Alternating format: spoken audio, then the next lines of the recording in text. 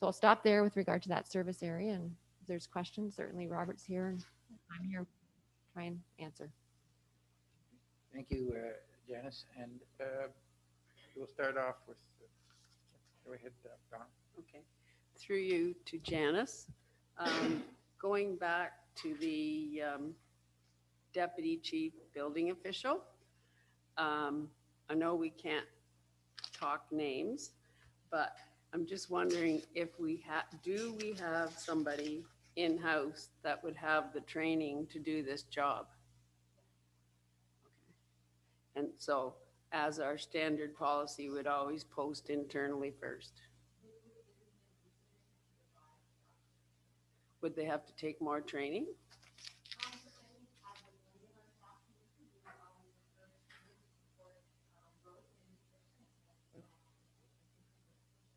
Okay.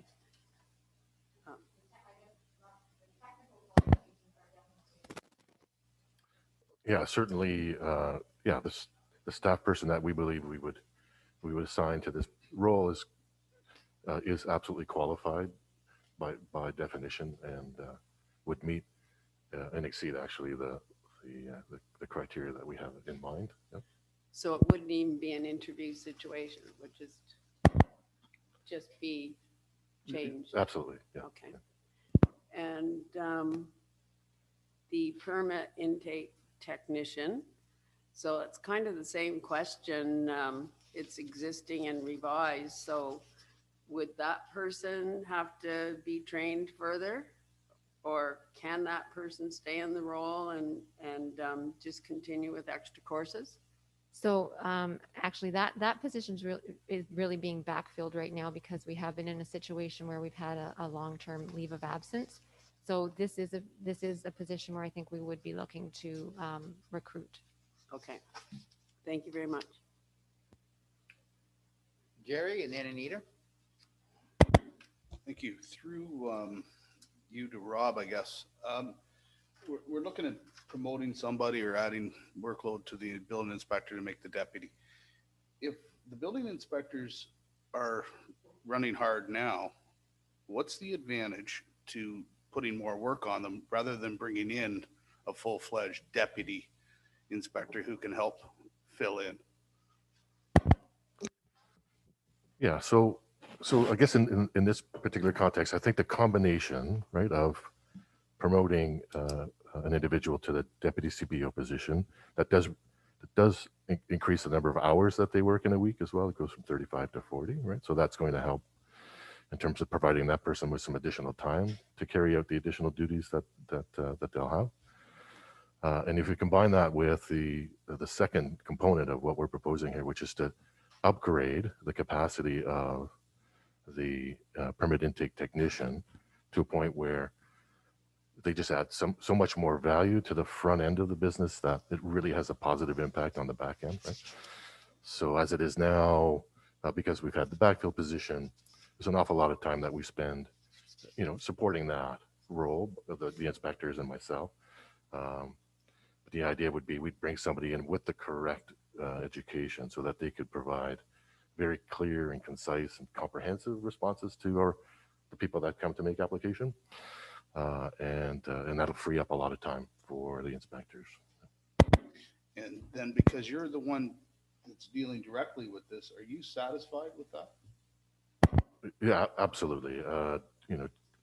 Clearly, I did play a role in the development of what Janice has come up with. She, as she always does, she solicited my opinion and my input, and was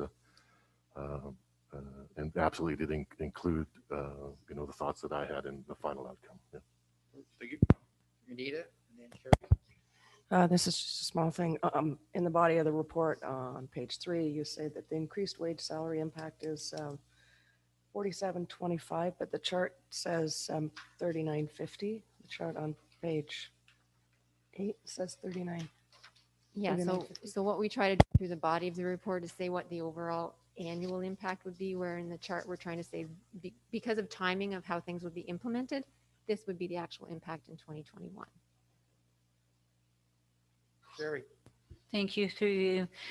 So Rob, the new bylaw enforcement officer, would the view be to replace the third party we now have for bylaw enforcement? Yeah, I think we would probably continue to carry the third party. We wouldn't rely on them as much, but I'm thinking there are instances where after hours work gets done, particularly this time of year where there's parking overnight. So we do rely on the third party to do that sort of work. But I think we would rely less on them, right, as a result of having this person dedicated to that. Okay, and I'd like added to some of the, whatever you've got for the job description, that one of the things that person would do would be to deal with some of the illegal signs that are posted all over our township that are a blight. And we just haven't had time to be able to deal with those, but I'd like to see some of them gone. Sure, that's definitely on our radar. Good, thank you. Sure, Jerry?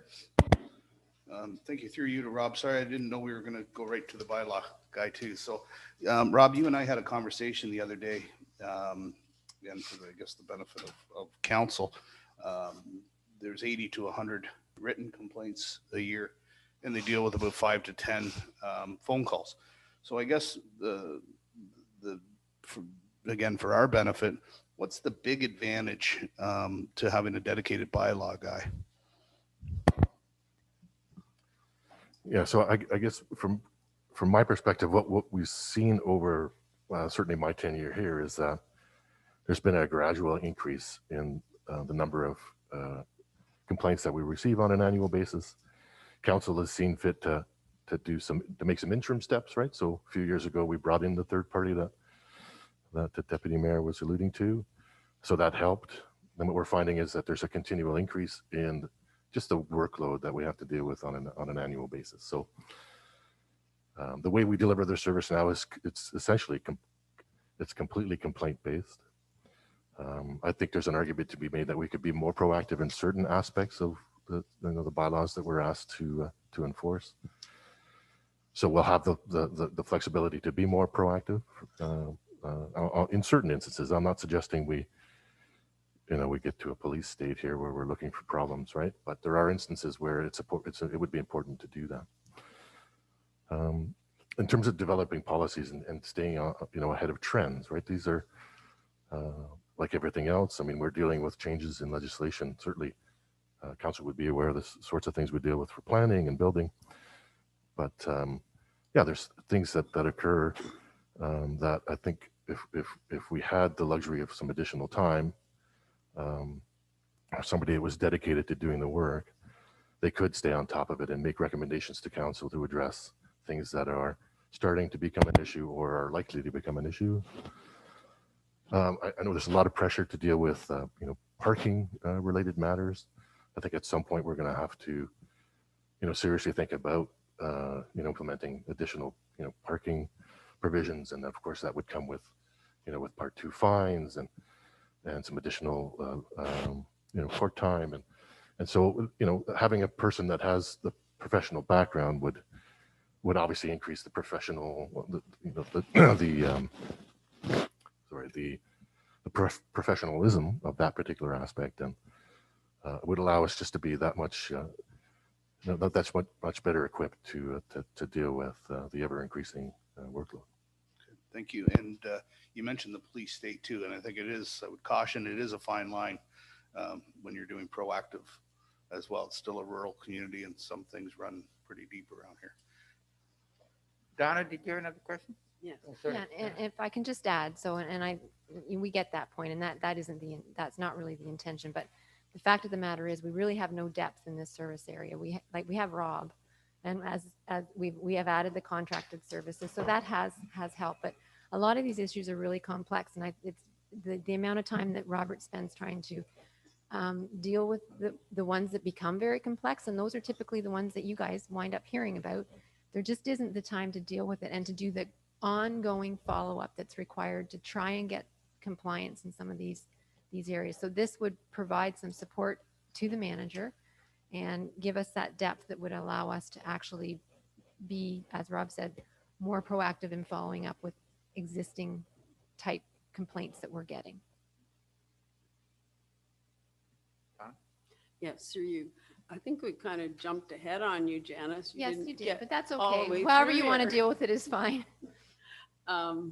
That wasn't my intention. I just had a question for the first two, and I thought we were going to stop. But anyway, now that we're on to the bylaw enforcement officer, I just wanted to make a point that I think if we pass the 1-year urban hen bylaw, which is very complex and requires a lot of things for a person to do before they have their hens, that this person is going to be really, really busy with that in the summertime, because I had one person try to construct a chicken coop at the first of COVID, and didn't even have the bylaw passed, and it took like many days to get that stopped, and that was just to stop it.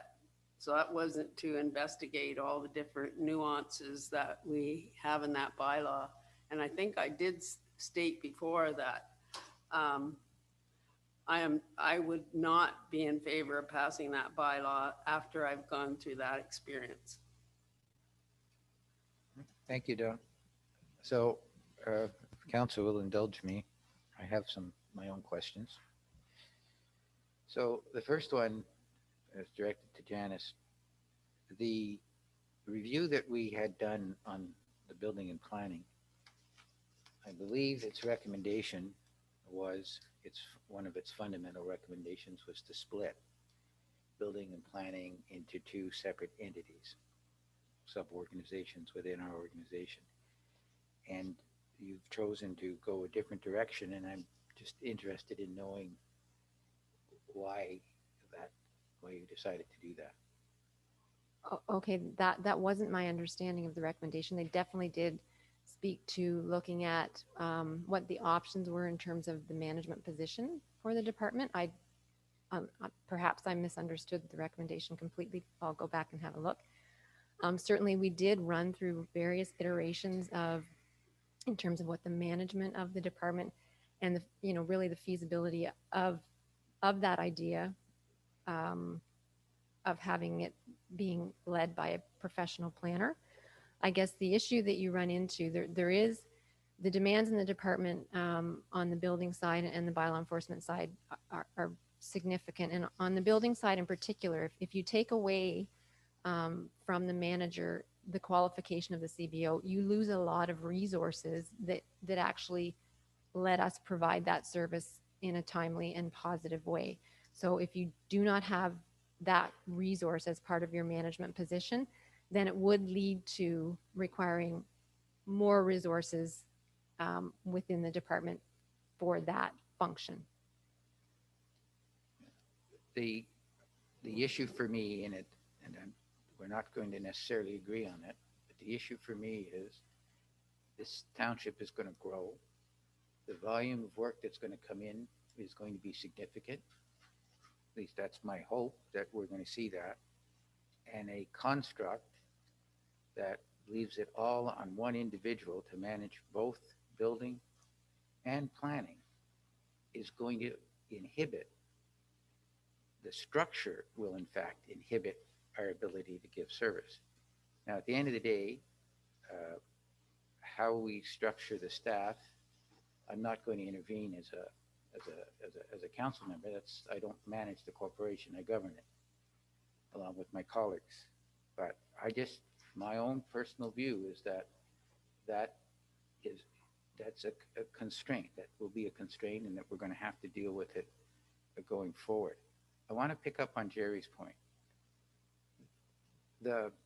I understand the appointment of a deputy so that they can do certain things in the absence of Robert. But in terms of providing more human resource to conduct inspections so that they're done in a more timely manner, and don't get me wrong, our folks go flat out and get it done as much as they can, but we don't control the demand side, right? We can only control the supply side. So this structure, unless I'm missing something, with the exception of the fact that somebody now works 40 hours a week instead of 35 hours a week, really doesn't add a lot of additional resource in getting building inspections done. Have I missed something there? Yeah, I think, yeah, so you don't have the benefit of having the job description for the planning intake technician position, but that position will hold certain qualifications, right? In terms of the Building Code Act criteria. It's our intention to recruit somebody that has the capacity to do inspections for small buildings and house, right? So that improves their capacity to critique applications as they come in and be more comprehensive in their responses to the applicants. But it also provides the ability to deal with, say, a real surge in a requirement or in a request for inspections. You know, typically we can deal with them. Again, as it stands, of course, I fill in when necessary if there's a surge. Of course, we want to rely less on that and provide the capacity with subordinate staff, right? So the idea would be to recruit somebody who could address any unusual surge, say, in a requirement or request for building inspections through the intake person. Going again back to the consultant's report, and you brought it up, Robert, and that's the qualifications of the new position. And the report said it should be somebody that has credentials on the planning side. And again, if I read the report correctly, you're indicating that is not a practical thing in terms of recruitment, your report. I think what the report suggested was that you create the development approvals technician and that you hire a qualified person with planning qualifications. Yeah. And then you also train that person to deal with the building intake. So what we're saying is we don't think that's enough resource. We think you have to have that resource with some additional technical qualifications in both areas that would support both the planning and the building function. So like we tried going down the road really and of having that permit intake person, that position that we created a number of years ago that would provide the support to the building in terms of the permit intake and also some administrative support to the planning department. It just didn't work. That volume of work is just too great. So that's why we're suggesting that you need the technical support on the building side as well as the technical support on the planning side. I'm sorry, but that's not my issue. I understand that you're putting two intake positions, and I agree with that. The issue that I'm raising is the qualifications of the incumbents that will fill those positions. That makes a significant difference in the ability to effectively manage the workload, is how experienced. If they don't have a lot of qualifications, what we'll see is a constant stream of people coming from the back office up to the front, because the individual won't have, not through any inefficiencies, but simply they don't have the experience level. And so what I'm looking for is that the two intake technicians you've got in it, and that part makes good sense to me. You got one on the building side, you got one on the planning side, have the ability to complete a whole set of transactions without, because they have the qualifications, without having to make reference to the managers. That's what we're looking for. That was my understanding of what our consultant was trying to say to us was key to doing it. And what I can't see, and I could be wrong, is that the plan is to have that level of expertise in those two intake technicians. Yes. So perhaps it's not clear in the report, but the goal would be to have those types of qualifications in each of these positions to provide exactly what you're saying, to provide the resources so that it isn't always having to go back to the manager for questions. Well, to Robert's point, I would be interested in seeing the job descriptions, Yeah. if that's possible. So I think what we've recognized, and I'm sure council does as well, is that planning is a profession in its own right. Building is a profession in its own right, as is bylaw enforcement. And what we want to do is ensure that the development approval technician comes with the correct education and training in planning, because their focus will be on dealing with applications and issues related to planning, and that the building excuse me, the building technician will come with a background in the architecture and building end of things, so that they can answer questions related to that. Over time, of course, and I suspect they'll come with some understanding of each other's professions, but we'll lean on, on the individual that's relevant to what the applicant is coming in to deal with, right? And I'm sure they'll work together, because there are instances when somebody comes in for a building permit and the technician will recognize that what they're proposing to do isn't consistent with the zoning bylaw. So they'll have to sit together and say, you know what, we're gonna have to meet with my peer, because you're gonna need a variance. And my peer is just over here, and let me introduce you. And then once you get through that process, so there will be some cooperation, and they, as I said, they will, if they don't come with, all of this, the cross-training skills, they will over time work. Our vision is that they will work well together and understand each other's profession more and more as they, gain experience. I'm going to make 2 more points and then I can move on, because we can't spend all the time here. Robert, at the, forget which meeting it was, but it was a public meeting, you indicated that at some point you would be retiring after a large number of years of tremendous service to our community.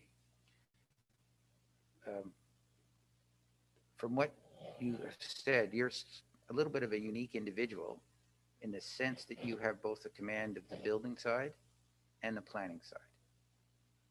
And one of the challenges of not making that separation between building and planning is when it comes to succession and recruitment. The question is it going to be possible to fill that position with a single individual that possesses the competency on both the building side and on the planning side? You've done yeoman service in doing that, but I don't know whether that construct for a community that's going to be our size with our volume is going to be practical.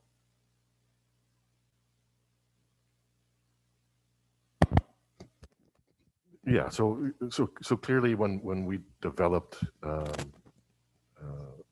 this particular solution, it was developed with a view towards what things will look like when I do retire.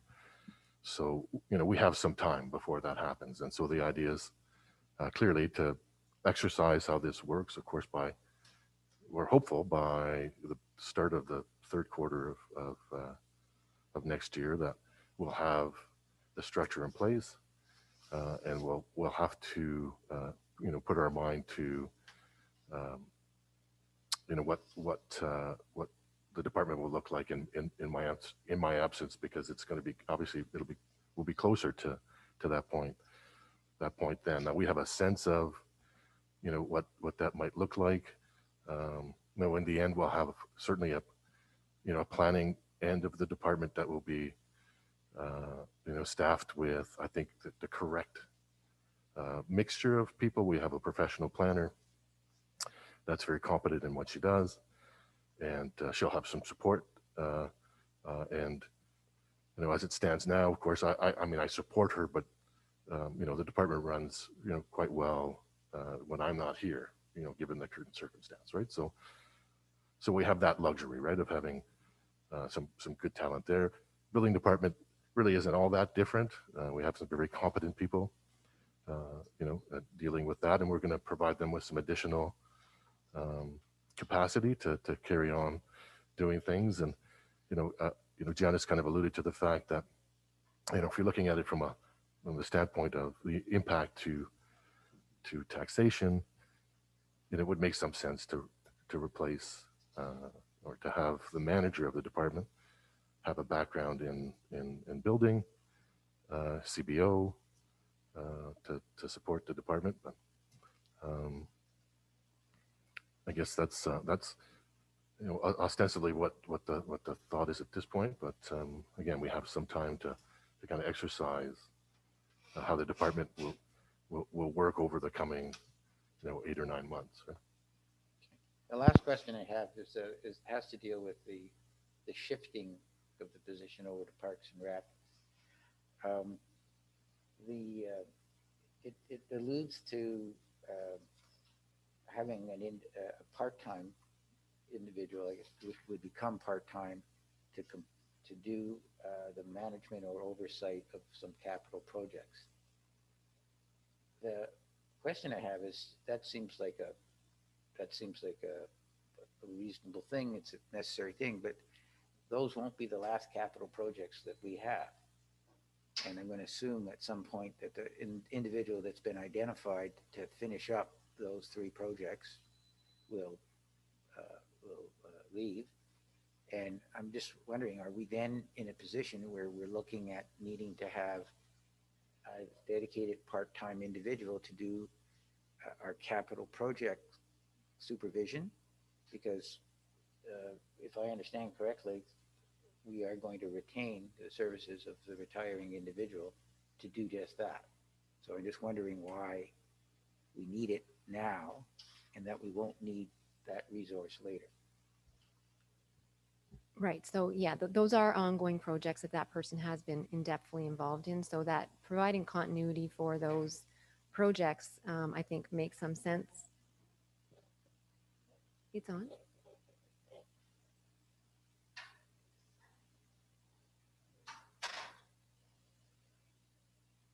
Can I go? Yep. So I think that makes sense, and the individual is willing to do that. I think where we found ourselves previously, we had a real, don't know a good word, a large number of fairly large projects that we needed to work our way through. And I think that factored into how that job description was developed. So yes, for sure, there is going to be ongoing capital projects. We always know that. This would allow us to transition through the ones that are ongoing with somebody who has the continuity, and then really shift those duties to that department over time in conjunction with the other department managers. And of course, when you have a larger project, typically you do have some outside support for project management for large projects. So it would be a combination of that looking forward. Do you have anything to add to that, Lee? Okay, thank you. So, colleagues, there is a recommendation that it's in the report.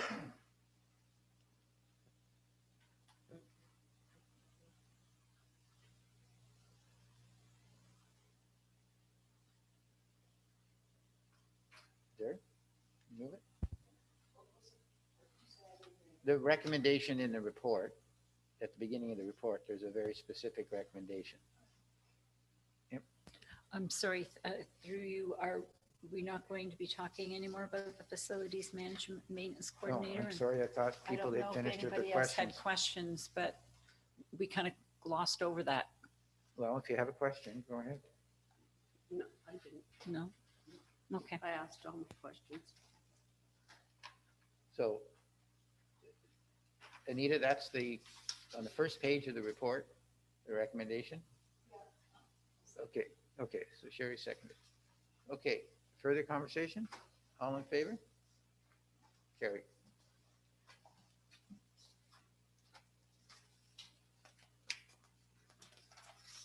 So we will then go to the CEO's preliminary work plans.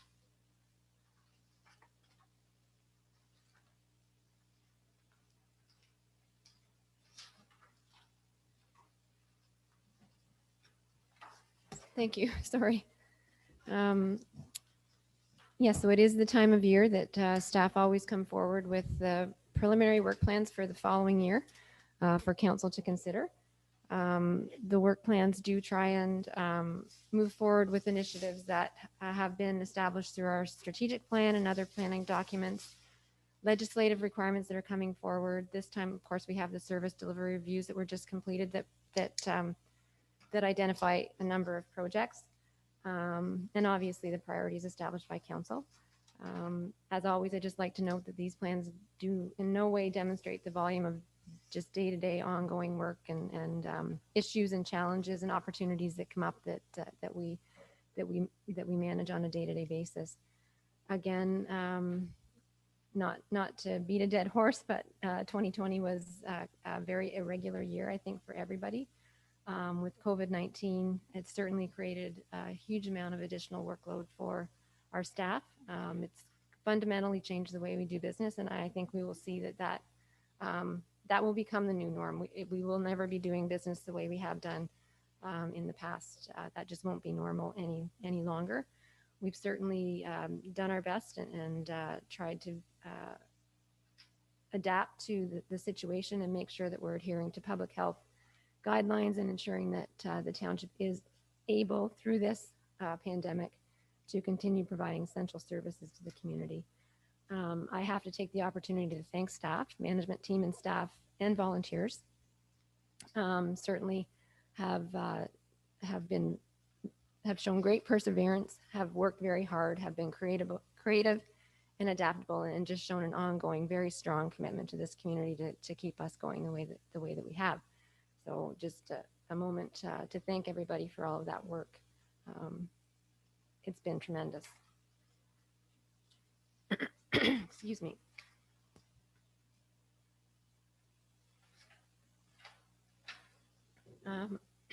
And certainly, I guess that situation continues to impact us, and I think will continue to impact the way we do business and the way we would like to go about some of our consultations and things like that, in at least next year, and perhaps moving forward.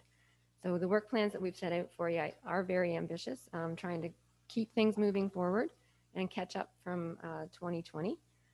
We certainly have tried to have regard for our resource capacity, and the fact that we know there will be these opportunities and challenges that arise during the year that we do need to take care of and will take additional resources. So when going through here, if there are items that council doesn't feel they would like to proceed with in 2020, and I know Councillor Ballantyne has mentioned one that she's concerned about. So if there are issues like that where council feels it isn't the appropriate timing to move forward with something, we would appreciate that feedback now, so that we know that. And if there's something missing, then of course we need to look at that in terms of the resources that we would have available to complete anything to be added. So with that, I'll just leave it with council to have any questions for the individual work plans. Okay, colleagues, what we'll do is go through the work plans by title, and I'll just call out each one, and if anybody has any questions on those, they can go ahead. The first one is the CAO. Donna. Yes, through you to Janice. This is actually on your cover report, and the suggestion that you made that if council didn't want to move forward with some initiatives, that you would be willing to amend the plans. They certainly are very aggressive. My issue was, when I was reading through it now, that urban hen thing was, I understood it because I kind of lived it. And a lot of these things, when you don't live them, you don't understand how much potentially the work could be. So I was thinking that it would be helpful for us. I know it's more work for you, but to identify some things that you think are really going to put you and your managers over the edge. Because me personally, I found it difficult to pinpoint some things. There are a few things in the committees and boards that I work on that I understand more fully how much work they would be. But I don't know if other council members feel the same, but maybe it's just me, but I was having a hard time identifying some other things to take out of the work plans. So I don't know what other councillors feel about that. Yeah, and I agree. As I go through them, looking specifically, okay, are there things that um, I think we've tried to structure it so that it's not going to put us over the edge. I guess if something major comes forward that has a significant impact, as we did last year, we would come back to council with our updates and say, you know what, because of this, we're not going to get to this. Um, so I don't think we're setting ourselves up to push us over the edge with everything that we know now. But specifically, it would be a project like that where there just isn't it's been a priority of council or a direction of council. But if you just feel it's not the right time, then we're just better to know that now going in, than coming back with another report to you and having you say, really, we don't want to go forward.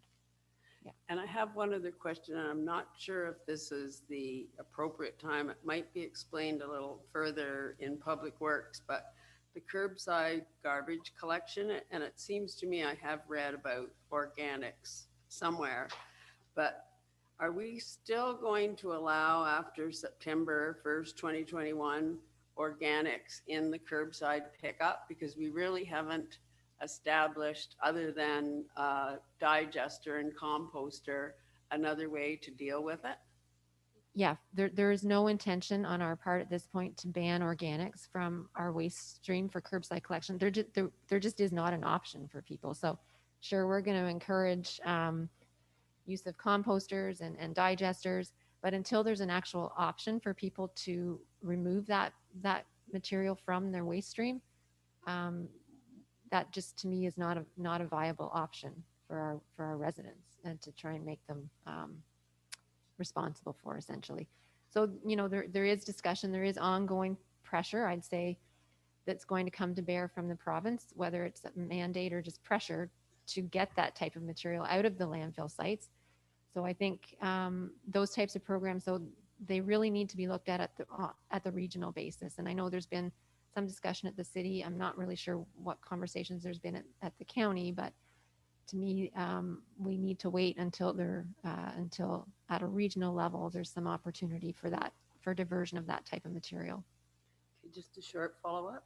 I know this would be a change in the protocol that we established, but would it be helpful if organics was in a separate small bag at each person's property, or does it matter? No. Okay. No, at this point, it doesn't matter because it's all going in the same place. Okay. Yeah. All right. Thank you. On the CAO, yes, Anita? Thank you, Mr. Chair. I definitely agree with what Donna was saying with regards to we want to make sure that staff doesn't burn out or take on too much. If we look at those 4 reports that we talked about, or last month, whenever it was, with their recommendation and timelines and stuff, I think that, just even reading those 4 reports and their recommendations, it seemed like overwhelming once you kind of put it all together. Anyway, my question is with regards to the link, what's the likelihood of hearing back from the province or the funders with regards to having an extension to April 2025? That's a hard question to answer. So we do continue to follow up, and we'll do so. I would hope we get that answer in the shorter term rather than the longer term. But again, there's nothing we can do other than continuing to ask the question. Any other comments? No? Okay. Move on to building and planning. Any questions on building and planning? Yes, Anita? Thank you, Mr. Chair. With regards to the official plan, I think in the past there had to be an official plan update every 5 years or every 10 years, and it seems like quite a while since the last official plan update. So when does the province require that the plan is updated, or again, are they giving extensions? Yeah. So as it stands, we're in the throes and have been. They were in the throes of amending the county official plan, and just by extension, the township's component of. We've been doing that for several years now, right? So I think we're getting closer now. We've had some headwinds in terms of getting accurate feedback, say, from the province as it relates to how they want us to move forward, particularly as it relates to population and growth figures and things of that nature. Now, I think we're closer. I think the county is moving forward with some support in that regard, so that we'll have the kind of background information required to start making some of the policies and some of the decisions. So I think we're hopeful that things will be in place, if not late next year, shortly thereafter.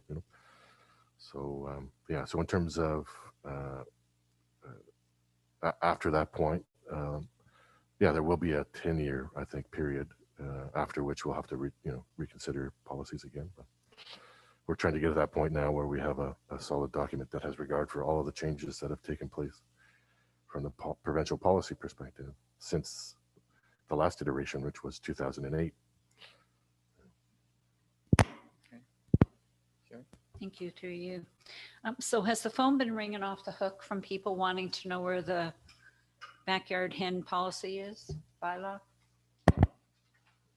No, I wouldn't characterize it that way. I do get quite a number of questions, however. How do I characterize?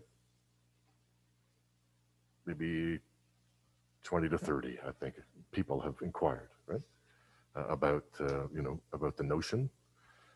We've certainly heard that there, anecdotally anyway, that there's a few people out there with chickens in their backyard, and had to deal with a few of them, as Councillor Ballantyne noted. But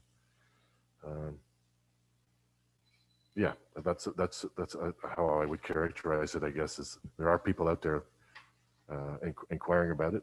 Whether they're fully committed to doing it or not, it's, I guess, hard to say. But. Okay, so that, because that's one thing that I think doesn't have to be done in quarter 1 of next year. It's something that I certainly don't hear about. I don't know what the rest of council feels about that.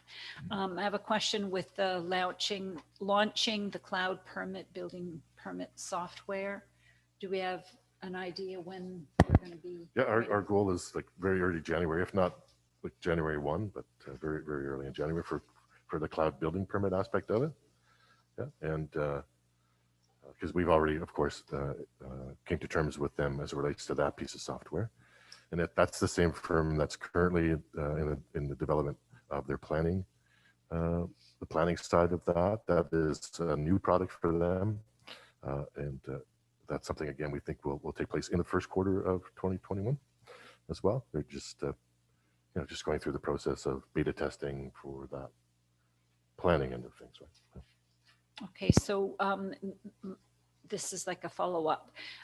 Conducting a customer service survey in quarter 2 and quarter 3, maybe it should wait a bit because I think how the public perceives all of the different software they're going to be able to use might not be enough time to get feedback on that if we do it in quarter 2 when we're just maybe at that point installing the planning software.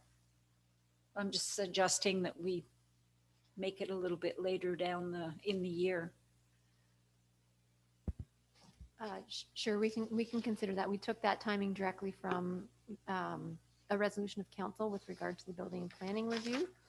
But for sure, if you'd like to give a little bit more time to have those technology pieces implemented so that we receive feedback on that, we can.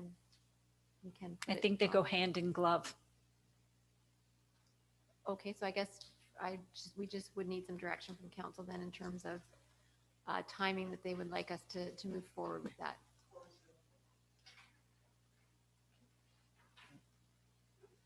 Would we vote on that? Well, we'll come back to it. Let's just get through it. And I'm then done. Changes with Donna on building and planning.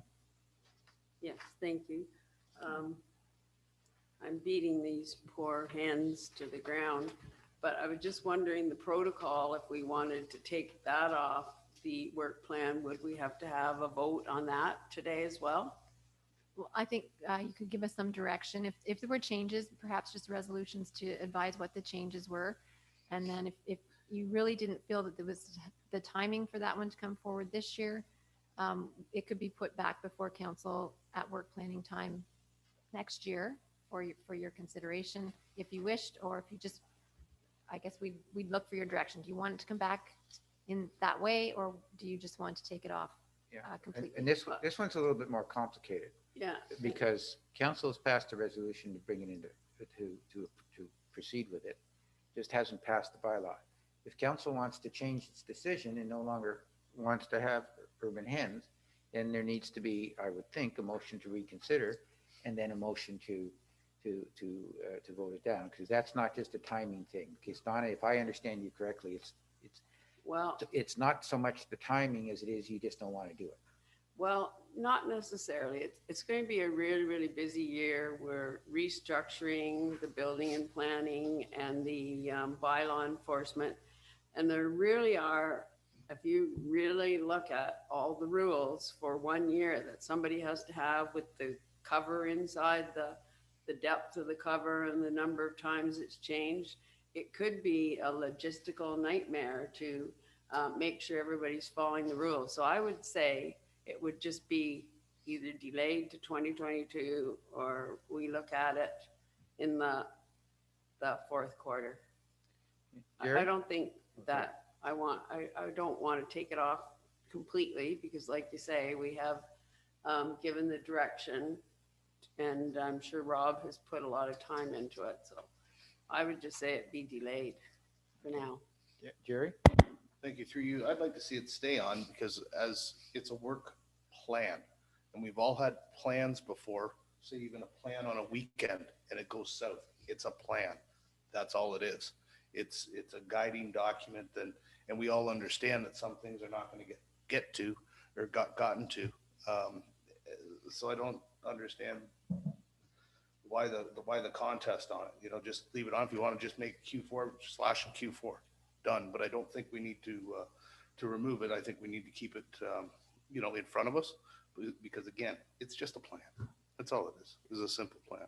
Well, yeah, that's exactly what I said. Move it to Q4 because there's so many moving parts in that department right now.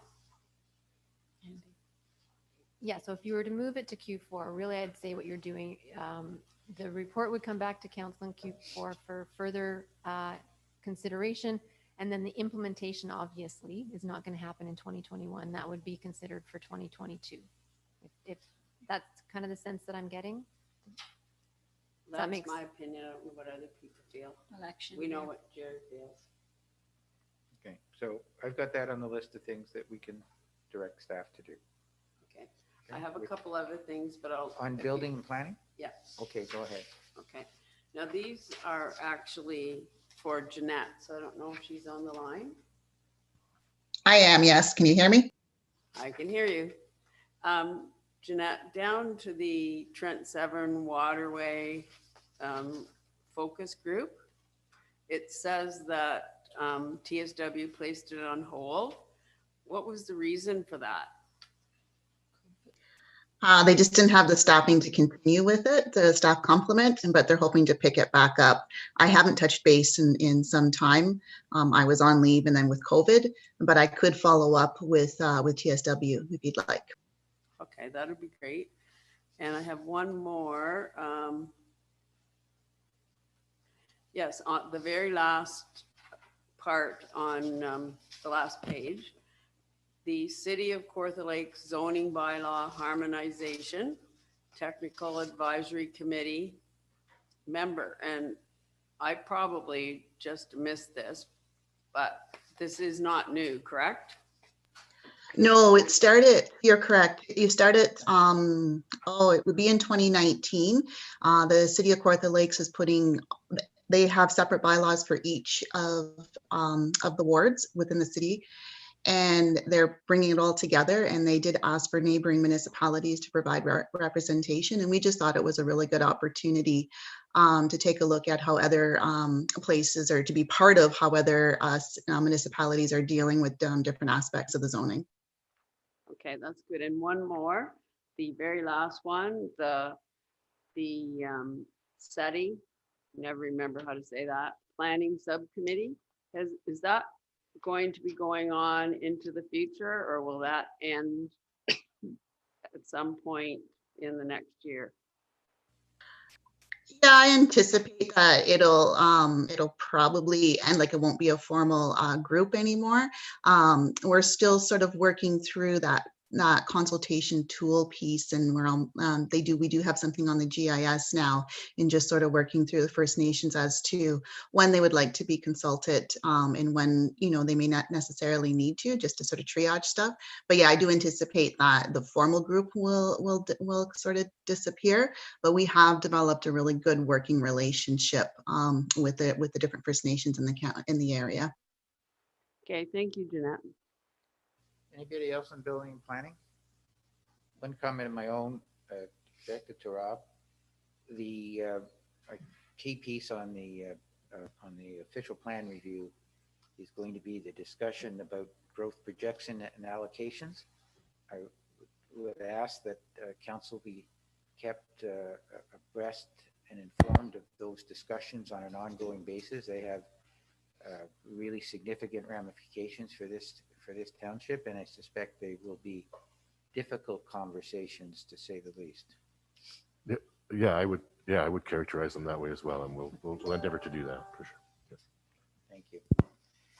Okay, we are on Andy, to. Andy. Yes, Nancy. I guess just on that point, I would expect that because that process will be led at the county, I would suspect that through that process, they will provide opportunity for. Well, I expect that, but there's also, if I understand correctly, there's a TAC committee that is made up of a technical advisory committee that's made up of staff that will be having those discussions. At some point, there will be a report from a county perspective to county council. But I want to make sure, because our perspective as a township may not necessarily align with the county's perspective.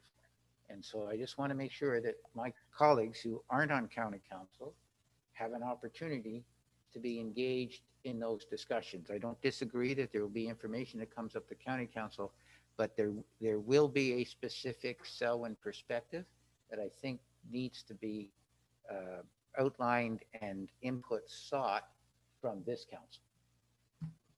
Yes, and I think the TAC committee minutes would come through to council. And I'm hopeful that there would be a formal opportunity to do exactly what you're saying, provided by the county as part of their process. I guess that is my comment on that. In order to facilitate that, we need the opportunity given to us to do that really from the county as well, right? To provide that should be built into their process around this growth strategy piece. Janice? Yes. Or Jeanette, who's I think is the individual who sits on the TAC committee. That's correct. And I believe you'll have a report coming forward. But the county is going to be doing an RFP for the growth strategy, and they're going to be linking in with the development charges update that they have to do. And through that, those population projections and the land needs assessment will be completed. And they're hoping that'll be done within the first or second quarter of next year. And then that's when those conversations will occur that you're speaking of. And the county does intend to provide information to county council, but also to be going to individual municipalities to support the TAC members, so to support municipal staff in giving and having those conversations or providing you with that information. I don't need to get into the details of it. I just want to make sure that Councillor Ballantyne, Heron, and Locke have the opportunity to help shape Selwyn's perspective. That's what I want to make sure happens. That's different than getting a report that's saying this is done. And if that's what's going to happen, whatever format it takes is fine. But so long as my colleague councillors who don't have the opportunity to sit on county council have the opportunity to help shape Selwyn's perspective on this issue. Okay, anything else on building and planning? Yes, Jerry. Just to follow up through you to what you're saying about keeping us in the loop there, would it basically in a nutshell, as the discussions are going on, can we not just get a verbal update, whether open or closed session on, okay, it looks like they're going to allocate a couple thousand units to us, where do we stand on that? Are we happy? We mad? Can you go and fight for us to get maybe 3,000 units or the growth area or whatever? Is that sort of what you're looking for? Exactly. Yeah. So is it possible to get an update as the negotiations, I guess that's what it is, the negotiations are going? Yeah, for sure. So that information can be brought forward. I'm just hopeful that as part of the process where the county's considering this, that they give us a formal opportunity to do exactly that and submit our feedback back to them. Yeah. So I think we're saying the same thing. Yeah, as Yeah. long as it's after every meeting. It's just wanting to make Not at sure the that end. that opportunity is provided to us as well through the county processes is all I'm trying to clarify. Okay, corporate and community services, the clerk's department. Anita, why don't you start this one? Two questions. One is, I think we're going to have a vacancy in this particular department. So will it be backfilled by other staff? And then the second question is with regards to the video surveillance policy. Is it video surveillance on any township properties, or what exactly does that policy entail? Thanks, Anita. You can hear me okay, I hope. So yes, we do have an upcoming retirement at the end of the year, and we are considering how we were going to resource the department. The priority at this point is to get the building and planning department changes up to, I guess, in place, and then we'll kind of take a look at how that flows into corporate services, because at this point, we do a lot of backup for the building and planning department. So we'll take a good look at the current positions we have in the department, where the new positions are implemented through the building and planning review, and then we'll be able to kind of determine who does what. But all that to say, there will be a lot of backup, and we're going to have to shift and redistribute the work between the existing staff that we have in the department. And so that will be a bit of a challenge for the first part of the year for sure. In terms of the surveillance policy, we do have a camera at the two arenas, and we also have a camera at the landfill. So we just need to be mindful of how that data is collected, what the retention is on it, how it's destroyed. So we just need a good policy to deal with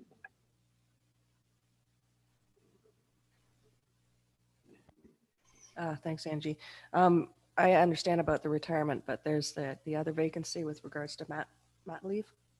I'm sorry, I misunderstood that. Yes, we will need to recruit for that. Okay, Don? Yes, through you to Angie, or if Carrie is online, this is the second page, the community improvement plan.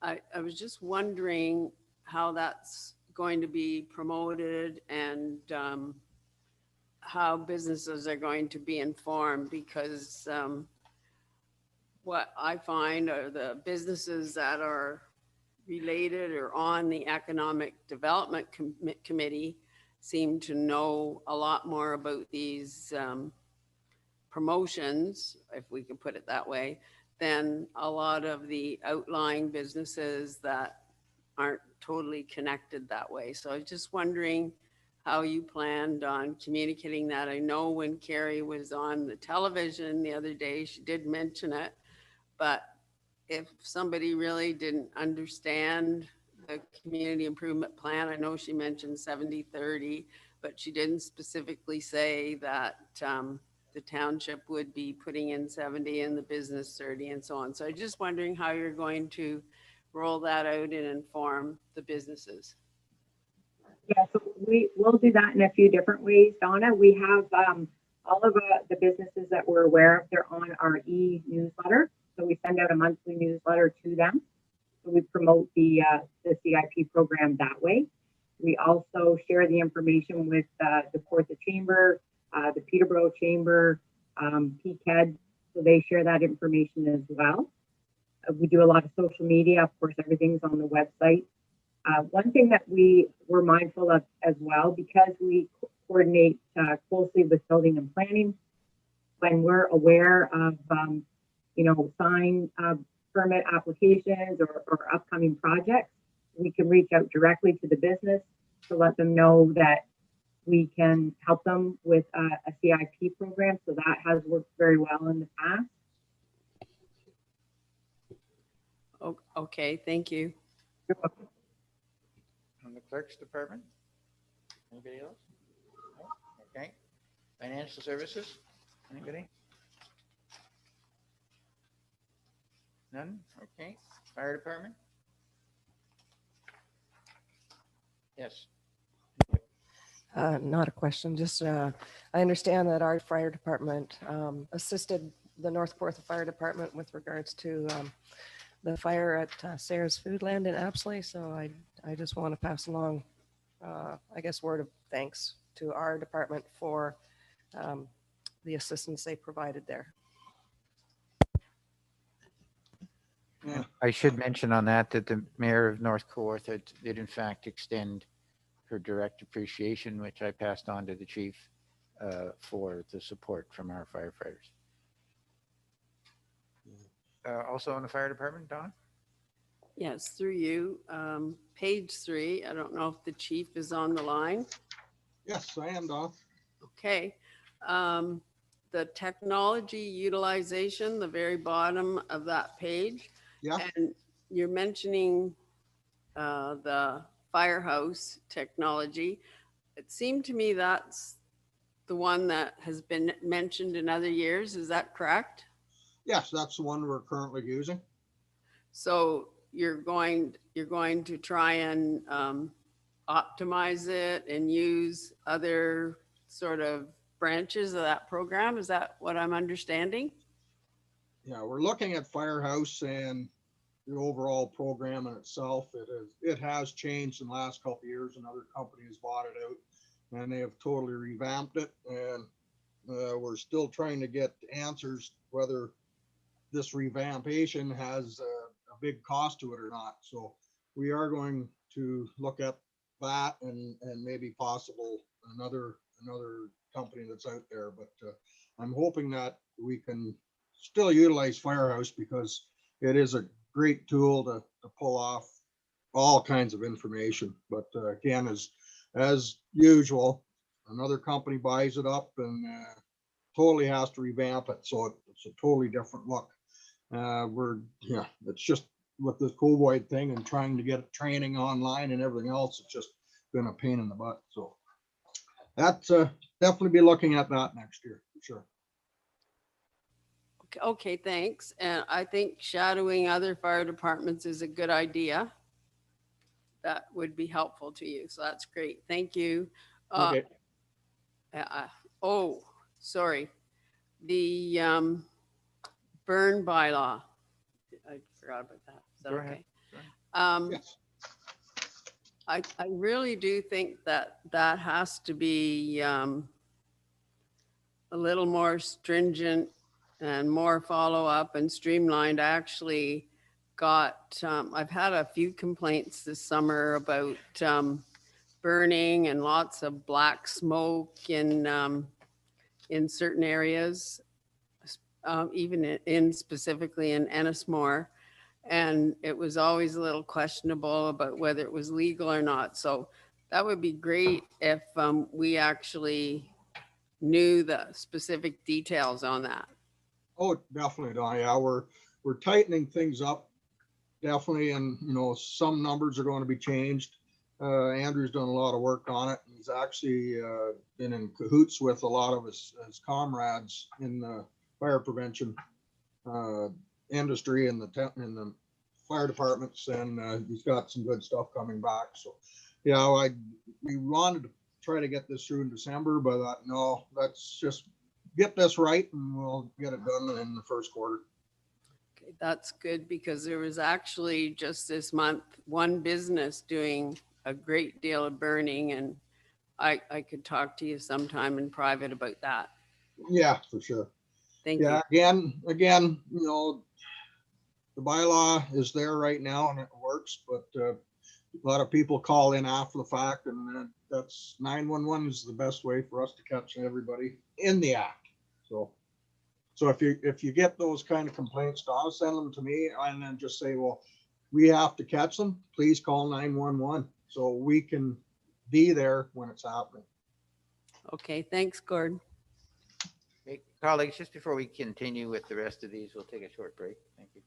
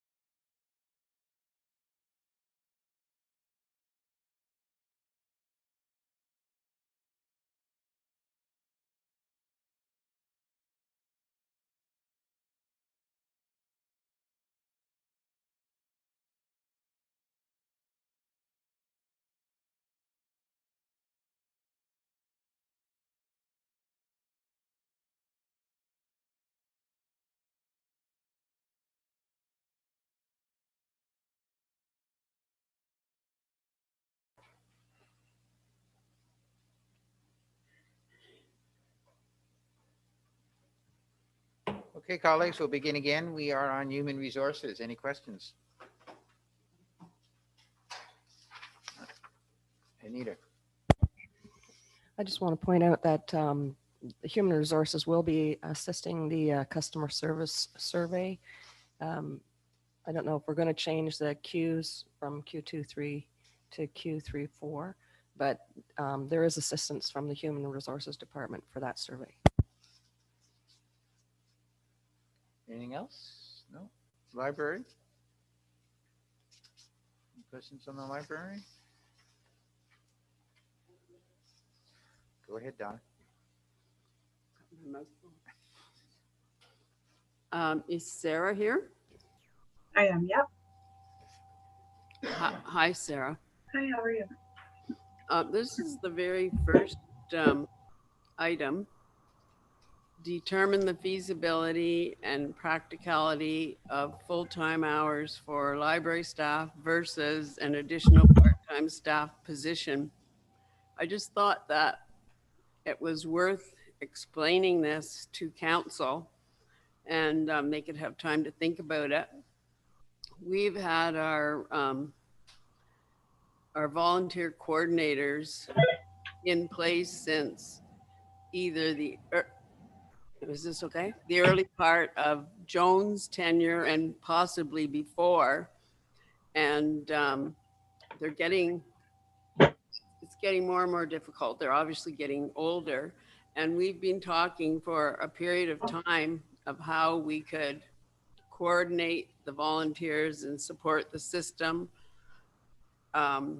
whether it be librarians, the CEO taking on more work or a part-time position. So, and we would probably be, because you have Q3 there, that likely means that it would be gearing up for the 2022 budget. So I wanted to just mention that to council so that I'm in agreement with, we do need some other support to help keep our volunteers and train our volunteers and coordinate them. So I just wanted to bring that out. And if there's something else you wanted to say about it, then.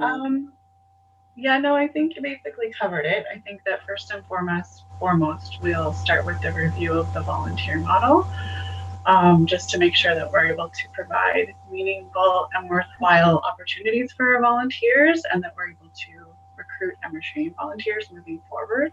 And then it would be following that we would be reviewing the staffing model to ensure that we were able to adequately support that model.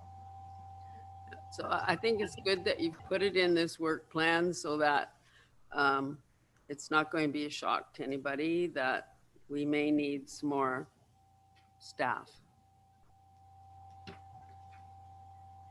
And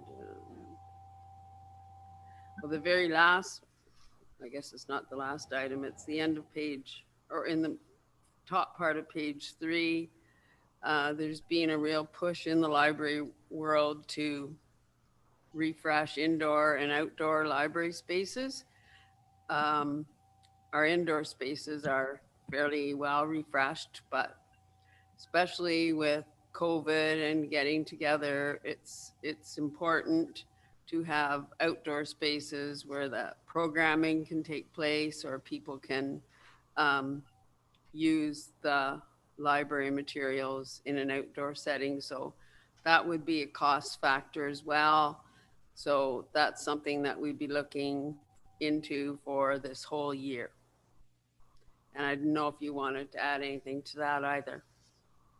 Correct, yes. So with less space and trying to kind of discourage loitering in the branches, we've been exploring the idea of using our outdoor spaces. So in Bridgenorth here, we've been talking with both Mike Richardson and Scott with the idea of installing an awning just to that outdoor space at the Bridgenorth Library on the patio is not used at all. So just to try to encourage more usage there, and then kind of exploring options for shade shelters at the other branches as well. Okay, thank you. Anything else on the library? Not seeing anything. Parks and Recs, Collins, yes, Anita? Thank you, Mr. Chair. With regards to the first item there, the control panel at Lakefield Arena, how old is the current control panel? I know when we did the renovations there, I thought we had gotten some new equipment, but I'm just curious as to this control panel. How old is it? It's more than 25 years old. They weren't 100% certain, but they know it was earlier than the mid 90s.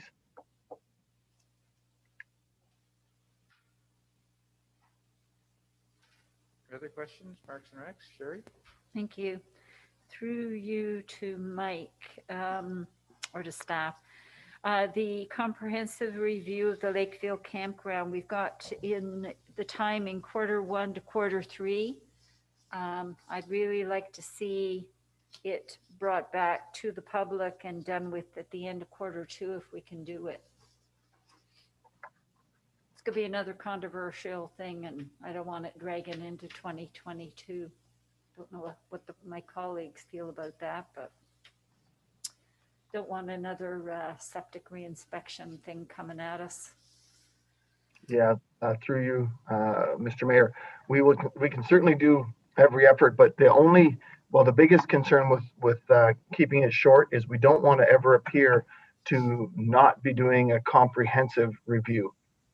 So we can certainly make note of that and do absolutely everything we can to keep it as brief as possible. But I think we would be making a bigger mistake if we ever appeared to be leaving somebody out or not being inclusive enough, especially in our COVID time here, where it can be a little bit more challenging to get people together, even if it is electronically or over line. But certainly duly noted that we would do everything we could possibly to make sure everybody's voice is heard in the fastest possible time frame.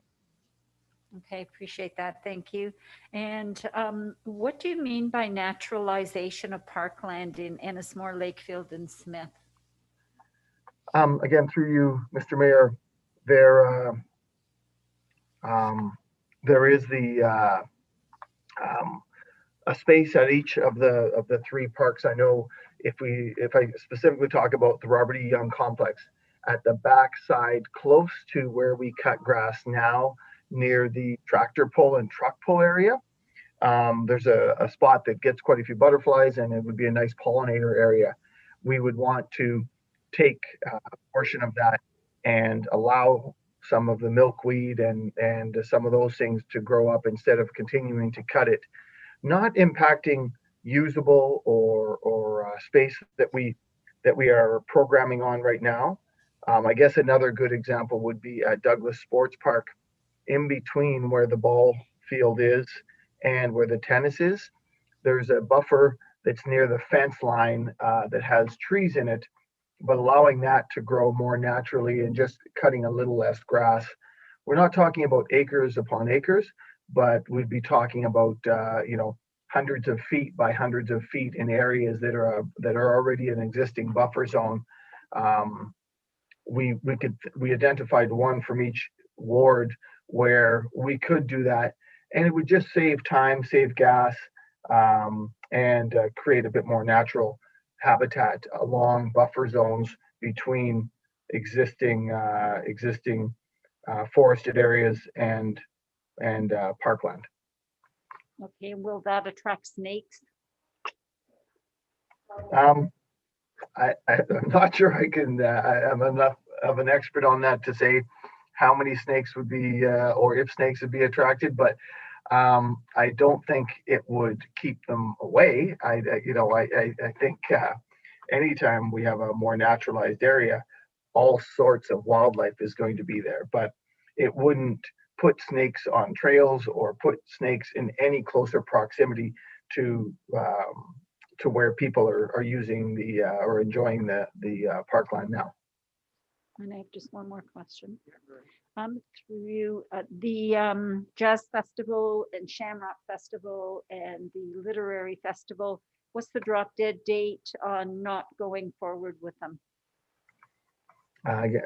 Again, through you, Mr. Mayor, Um, we were looking at end of March, early April, certainly for the 2 July events.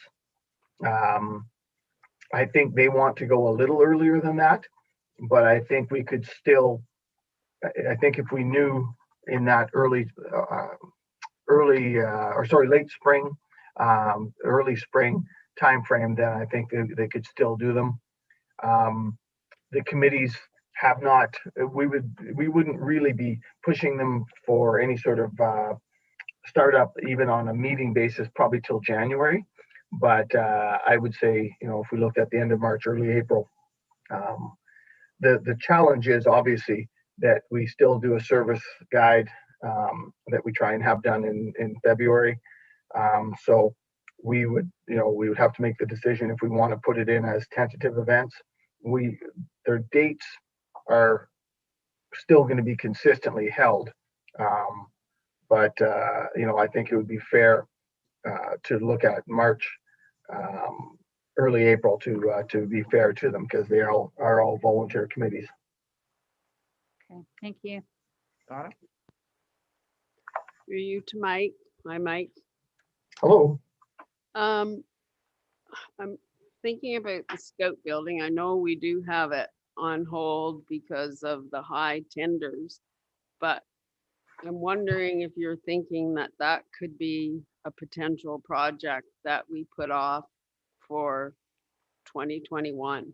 I know you had high hopes for that building.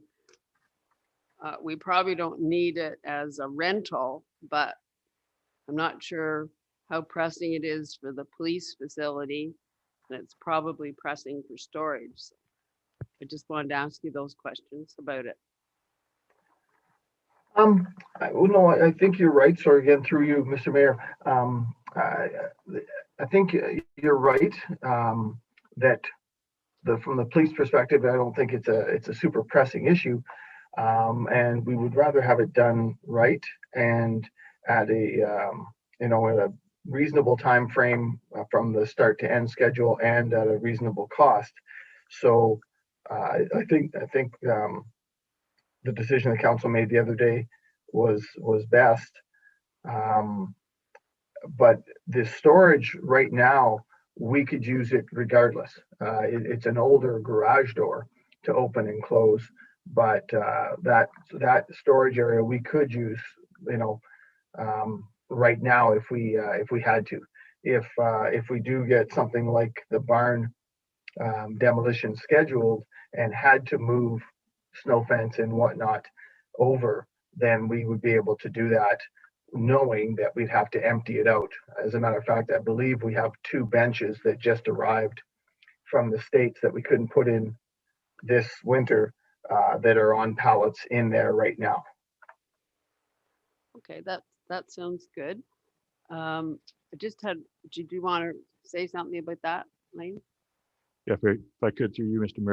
Mayor, a couple of points on the Scout building, and we'll be reviewing this in more detail when we bring back a report, but the red funding is one of the key factors there. So there was some conditional provincial funding that was going towards that building. And so we would have to have regard for that. It needs to be used by October of next year. And then the other point, because of the police and the potential move of the police, then that would open up space for accessibility to the second floor of that building on Queen Street as well. So there's a number of moving parts on that for sure. I think Mike has outlined from the recreation perspective and how that would impact it. And definitely this is the work plan for Parks and Rec, but there's a number of other moving parts in that whole program for sure. Okay, that's good information. Thank you. And I just wanted to ask Mike one other thing. Have the curling club made a decision to open in January, or are they staying closed for the whole season?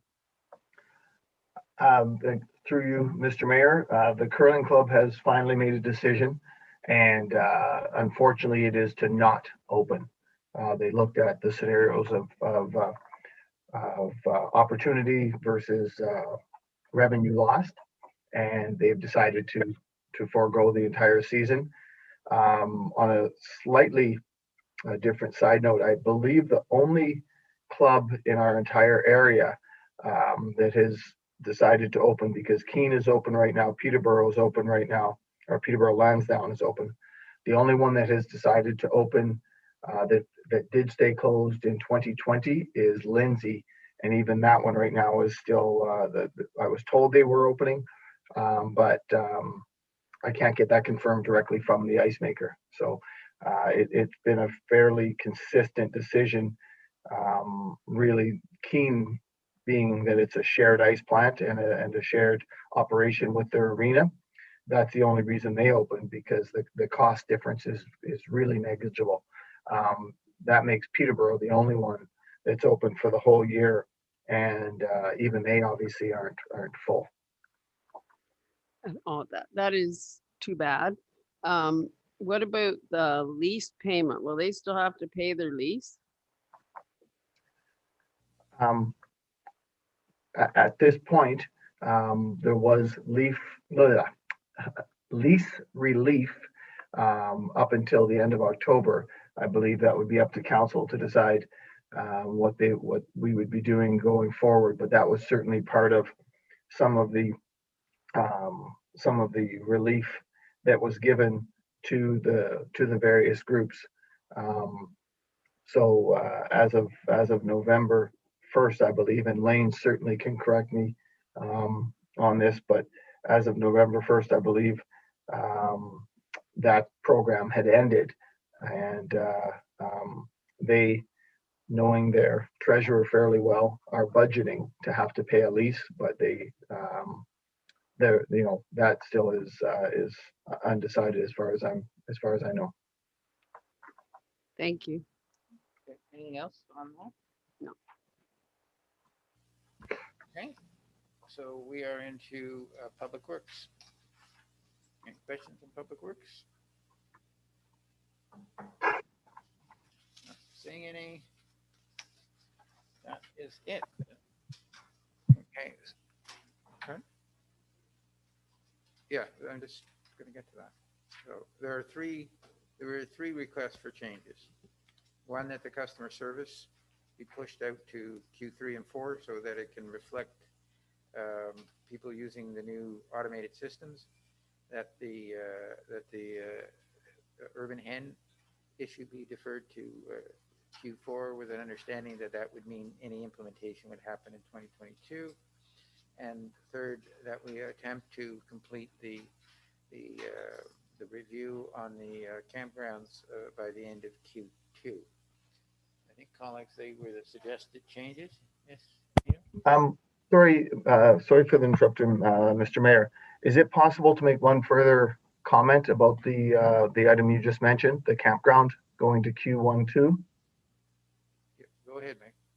Sorry, I wouldn't normally do this, but I think it's worth noting that input from campers and input from the user groups, which start typically on the 14th, 15th of May, will be very important. And we don't want to risk not having them included as a major user group and as a major stakeholder. So just wanted to put that reminder out there that if it starts, or if they start to arrive and be part of the picture in mid-May, Q2 will be tight. Yeah, I think that what council is expressing, Mike, is that they would like it to get done as quickly as possible. Obviously, we want it to be comprehensive. It's an interesting concept, isn't it? Because if we're still in a COVID world, we're going to be doing most of this online, and whether those folks are here or whether they're somewhere else really should not be an inhibiting factor. I think council fully understands your legitimate desire to be as inclusive as possible, and I don't think anybody wants to take away from that. At the same time, I think what council is saying, to be as expeditious as you possibly can be. Okay, thank you. Okay, so those were the three items. Yes, Anita, you were. I just want to register my agreement with Mike's comments with regards to not stopping it at Q12, that he makes valid comments. And I do know that COVID, you can do a lot of stuff online, but there's still a lot of people that potentially would not be participating in an online information survey. So I would like to not see it end at Q2. I totally agree with what Mike is saying with regards to you have to involve people that would be users of the campground. So that's just my comment. Okay. Why don't I change that to as expeditiously as possible? Okay. Everybody comfortable with that? Good. Okay, so we want to receive them with those 3 changes. I need somebody to move that. Okay, Jerry, seconded by Anita. All those in favor? Okay, thank you, colleagues. And we are now into the budget presentation, I believe, Lee. That's correct. To you, Mr. Mayor. So we have a report before council and a few attachments. The council would be used to seeing those with respect to assessment and some of those things. We just did receive the assessment rule quite late, so we're working through some of those things. But I'll be referring to the report. We also had some handouts today I will be referring to in a little bit, and then we'll just work through a PowerPoint presentation. So just a reminder of where we are in the process at our impacts discussion today in December. Couple changes on this slide, just to council has weighed in on email, but just to make sure that everybody's clear. The consolidated budget presentation is now moved to January the 29th. So it's a week later. And so the budget binder will distribute a week in advance, but that would also be a week later. That allows us to provide council with a little bit better year-end figures. And then we'll look at the municipal budget adoption still on February the 9th. May recall last year we had presented a little bit different approach with our impact presentation, and we had basically proposed to council what different lens we were looking at when we were putting together a budget. So the presentation last year, we had touched on the rural aspect of our township and the various challenges that comes with it in terms of the geography and some of the various views of what people think of it when they think of rural. Also the climate change and that climate change lens and the impact that has on our operation and on the way that we do business, and the need for the community to look at the municipalities as a leader in that area. Technology and the emerging impact that technology has on our operation. And of course, because we're presenting budget, it's also financial sustainability and that interrelationship between something that's affordable, the community and what they expect, and then sustainability in the long term. And of course, what came out of some strategic plans and organizational reviews and things like that is the fact that municipalities continue to not only be stable in terms of our approach, in terms of our tax rate, but also we need to be innovative. So that was the lens that we were looking at last year. When we switched to 2020, of course, we were now required to look at life through a bit of a different lens, the COVID-19 lens. And so definitely customer service had to change and change rapidly for us. Health and safety of not only the staff, but our customers as well. So, you know, hand sanitizer, masks, previously social distancing, now physical distancing became just not just phrases, but ways that we have to live. Remote workplaces and office workplaces and the combination of that, right? So some of us are still faced with having split teams and some of the impacts on time and tasks and just generally communication. So I just wanted to note our use of the technology in this area. We had a group that really kind of spun up some interesting and innovative approaches to technology. We needed to ensure that we had ongoing means of communication that were reliable and safe. And because we deal with sensitive information, we need to make sure that that's secure as well. So definitely our technology team really came to the forefront and took care of that. But there there are really daily challenges for us in terms of communication and technology. So we're relying on internet connections at home and things like that. So that, as council's aware, that isn't always reliable. So definitely my remote team and Angie's remote team has got really adept at, well, really adept at adapting.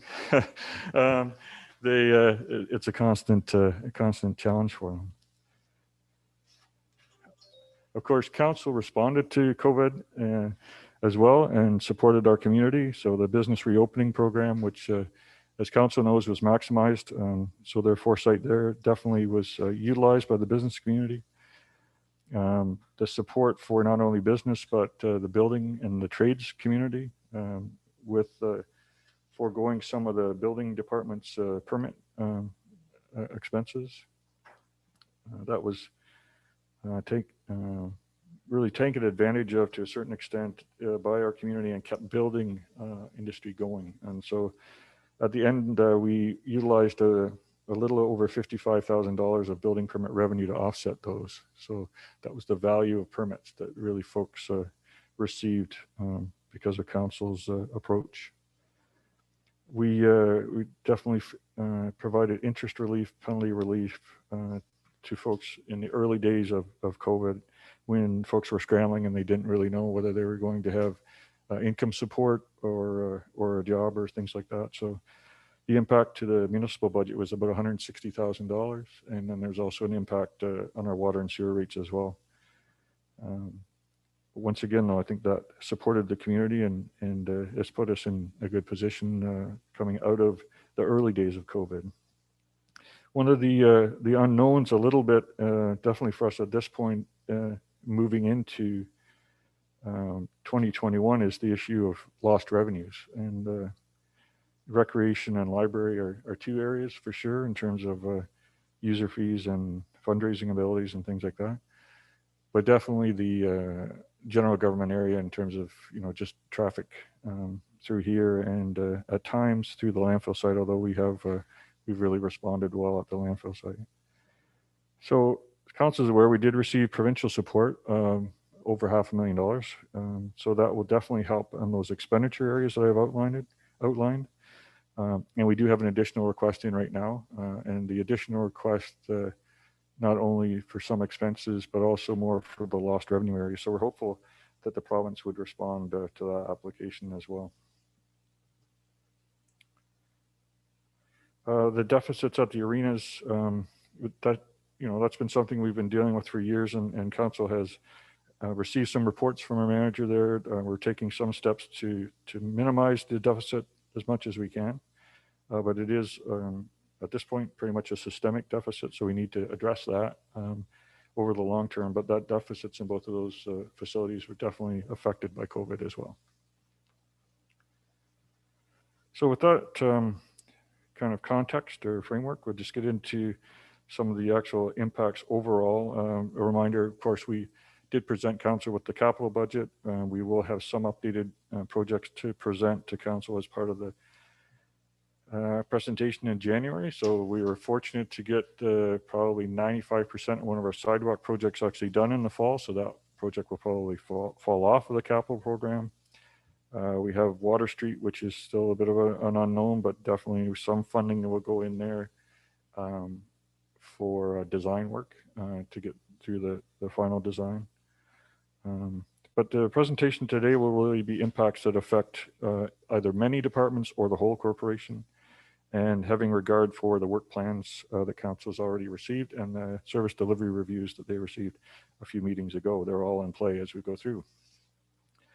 So just before we get to some expense areas, talk about some of our various areas of funding. So definitely some good news from the province in terms of two grant areas for me.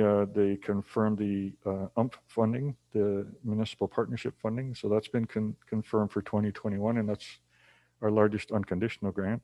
The increase there is $13,900.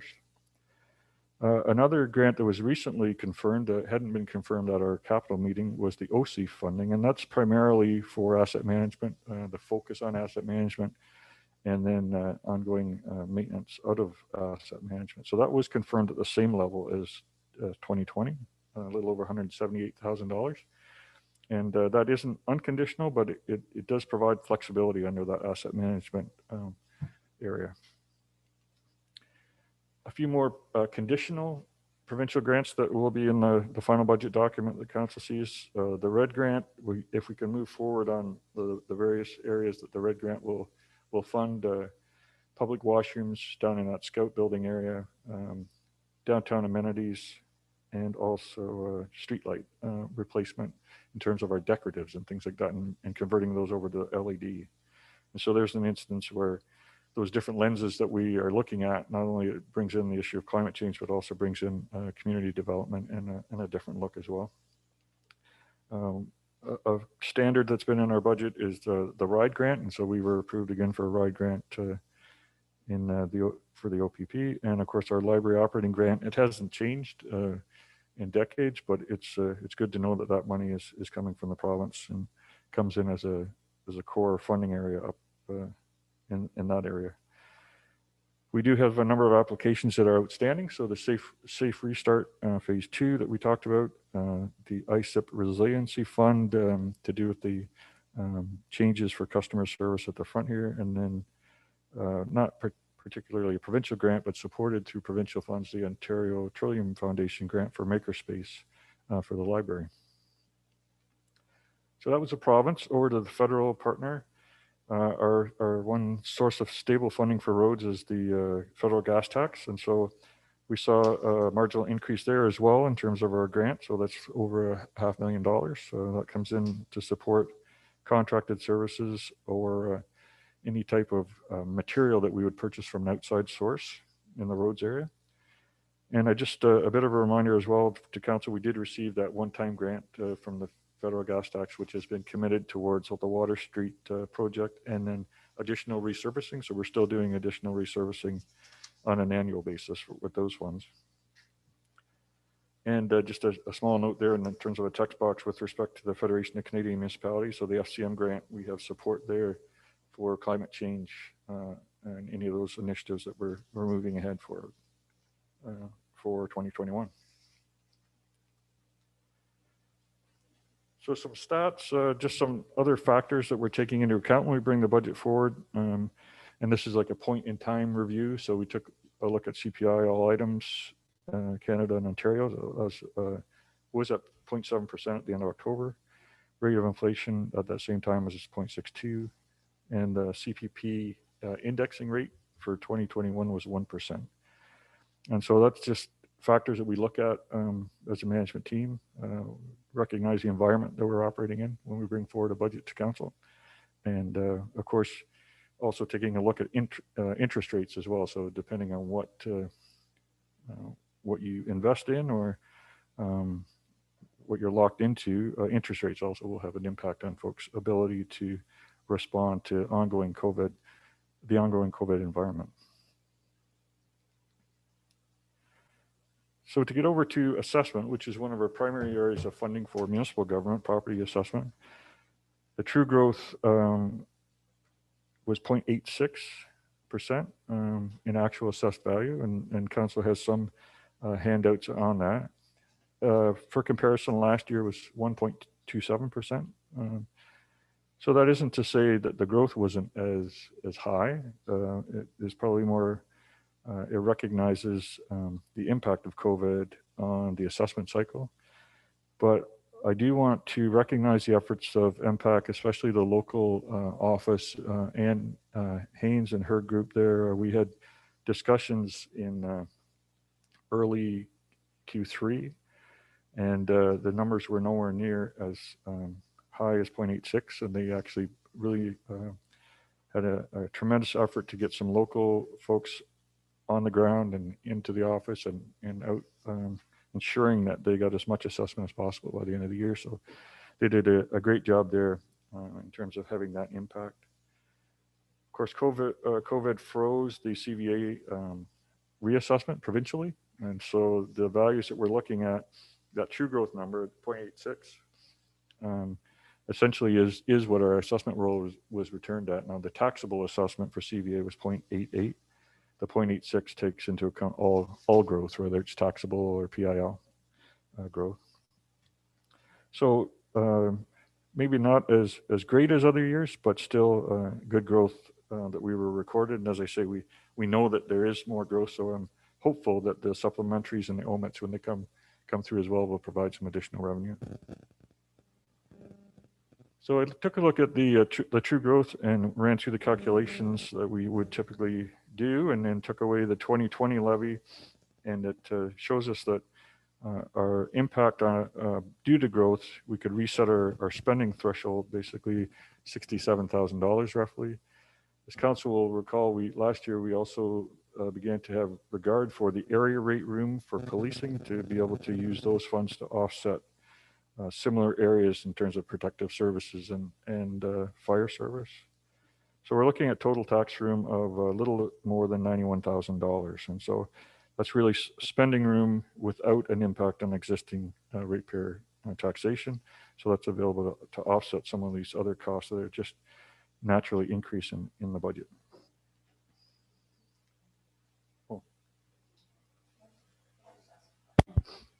With regards to your previous slide, so the current value assessment is frozen at 2016 values. And I know that's on a 4-year cycle. So if they do the CVA next year for a 4-year cycle, will it be for the 4 years, or are they going to kind of back it up and do it on a 3-year? Yeah, I don't know what their approach is going to be on that. I think my thought would be they would still do a 4-year phase in. It's just what they'll use for that value. Will they go back to January 2020, or will they actually delay and bring it to January 2021? So yeah, I'm not totally sure. And I know Erica in particular was sitting in on some impact webinars just to try to get some additional information on that. Definitely, if whatever I know at the January meeting, I'll bring that forward at that time for sure.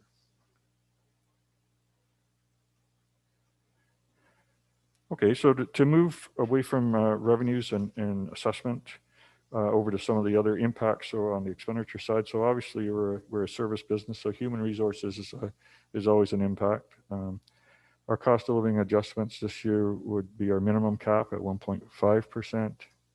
We've talked about our staffing in terms of the building, planning, and bylaw enforcement.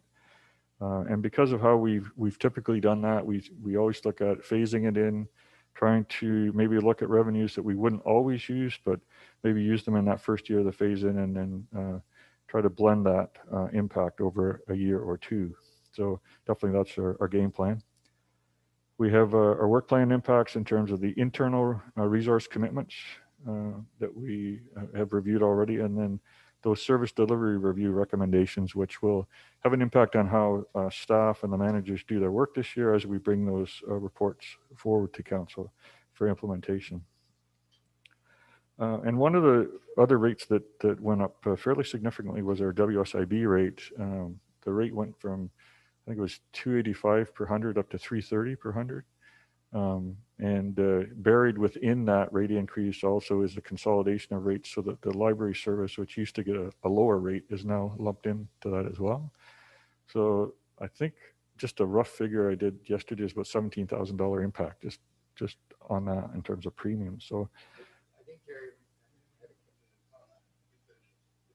yeah, so it's I know that we still enjoy a rate in terms of local government because of how it's spread over all the areas. So from the office right through the public works, it's quite a consolidated bit of work that's being done there. But yeah, that was a sizable increase and something that I hadn't really anticipated until I got looking at it a little bit closer. Thank you. Through you to Lane, with the 16% increase, everybody else's rates are plummeting like they jumped out of a plane without a parachute. Why did we go up? We looked at our claim. No, there's a form in there. Yeah. So through you, Mr. Chair. Yeah. So there's definitely our format's a little different in terms of we get peer reviews and those types of things. Those are based on the actual claims history and things. This is just basically shifting the overall rate for our category, and so I guess I might look at that and think, well, in some instances, maybe we're we're picking up some of the slack in some of these other areas. I think the big thing for WSIB, they just, the change in why some of the rates could go down is they just stopped funding their unfunded liability, right? So that was just basically a flip of a switch, and all of a sudden you don't need to fund your liabilities, right? So that was a legislative change on how they actually did that. I think our group has been fairly stable over the years, and so, you know, as I say, at 285 to 330, it's still not maybe a big increase when you look at some of the other category areas, but it's a big increase for us for sure.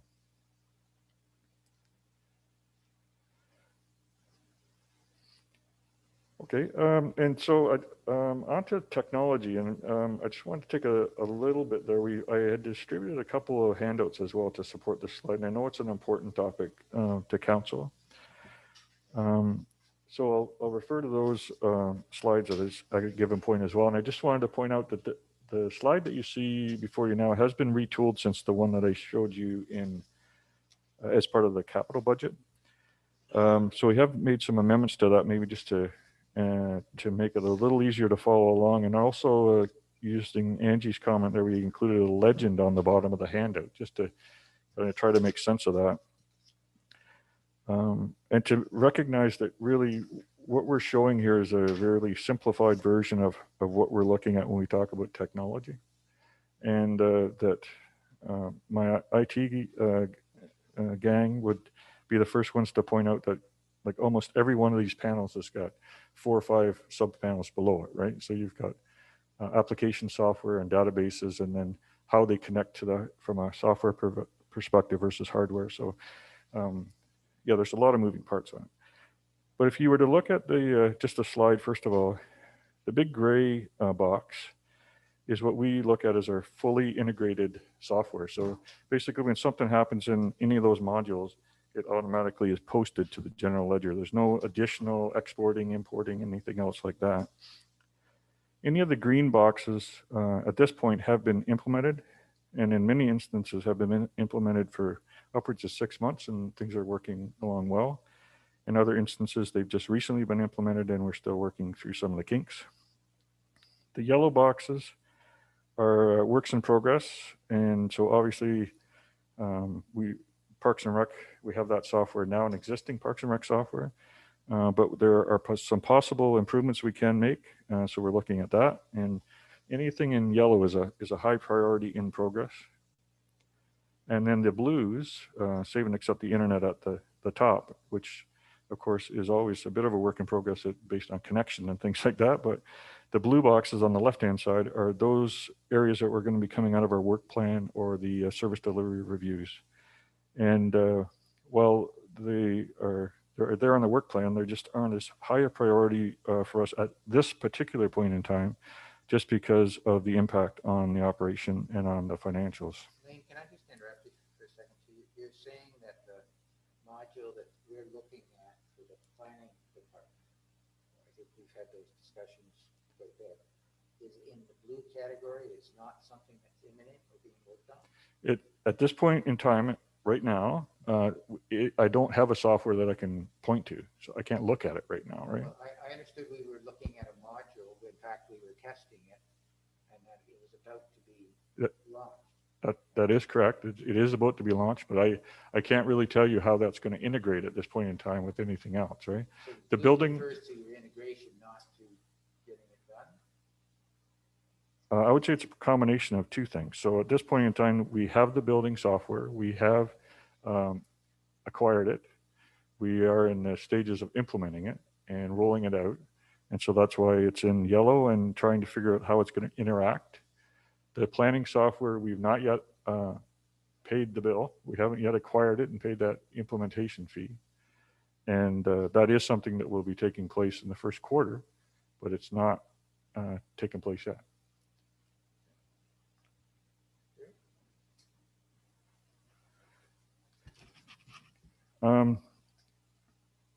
So that's kind of just a high level overview of how the parts all connect, right?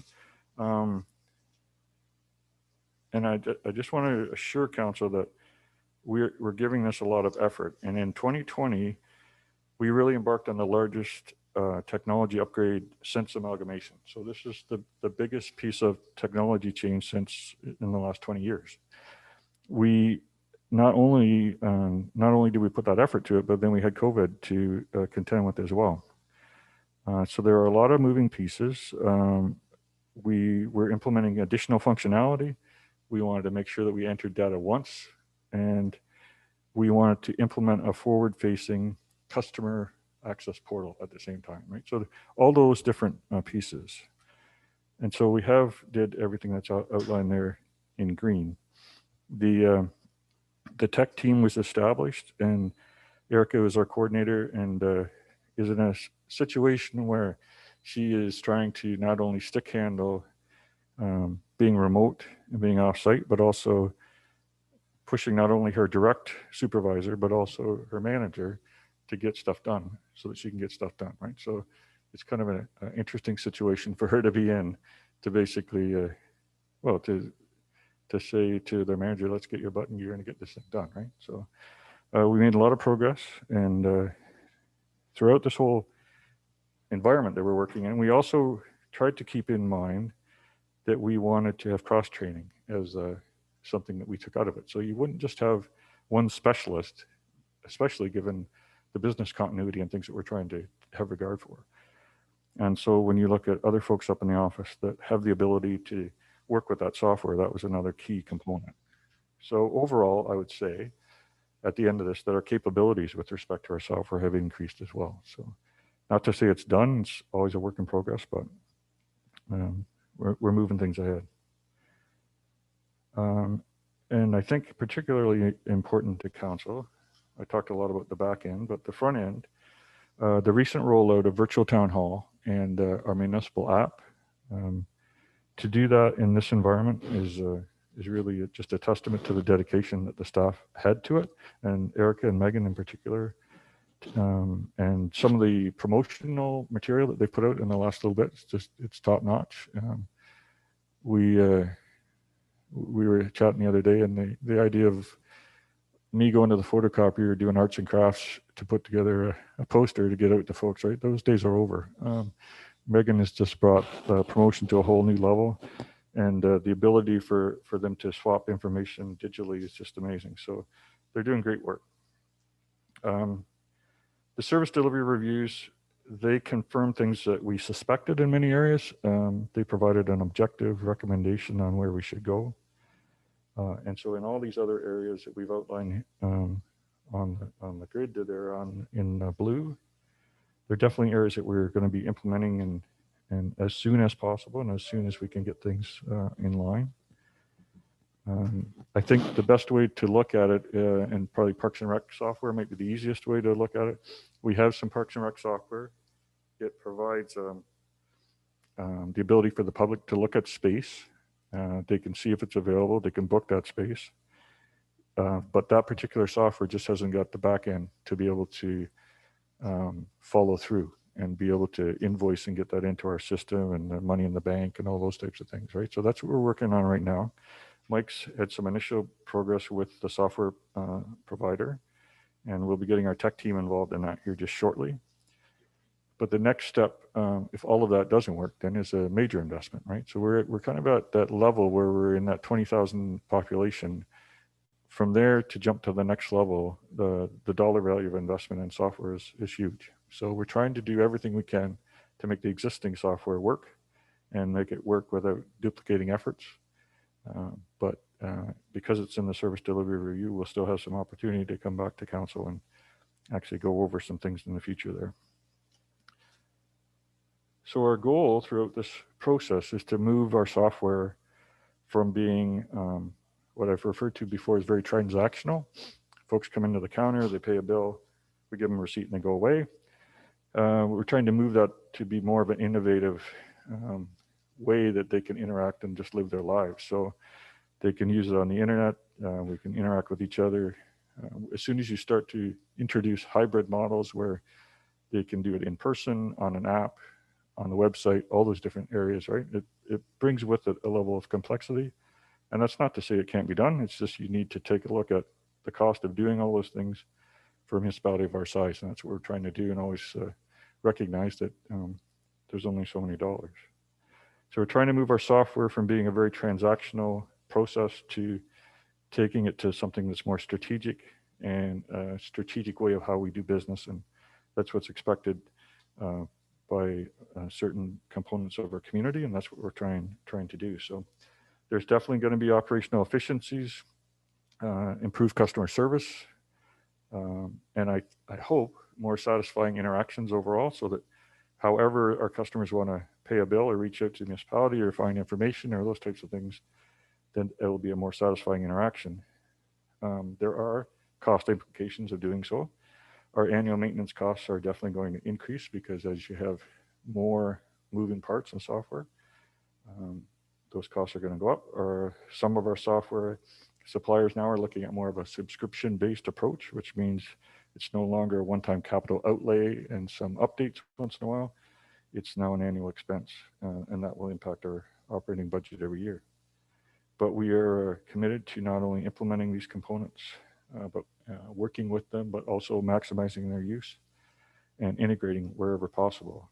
The whole idea of inputting once, not only does it save time, but it also ensures that you don't have errors down the road, right? So that's what we're trying to accomplish.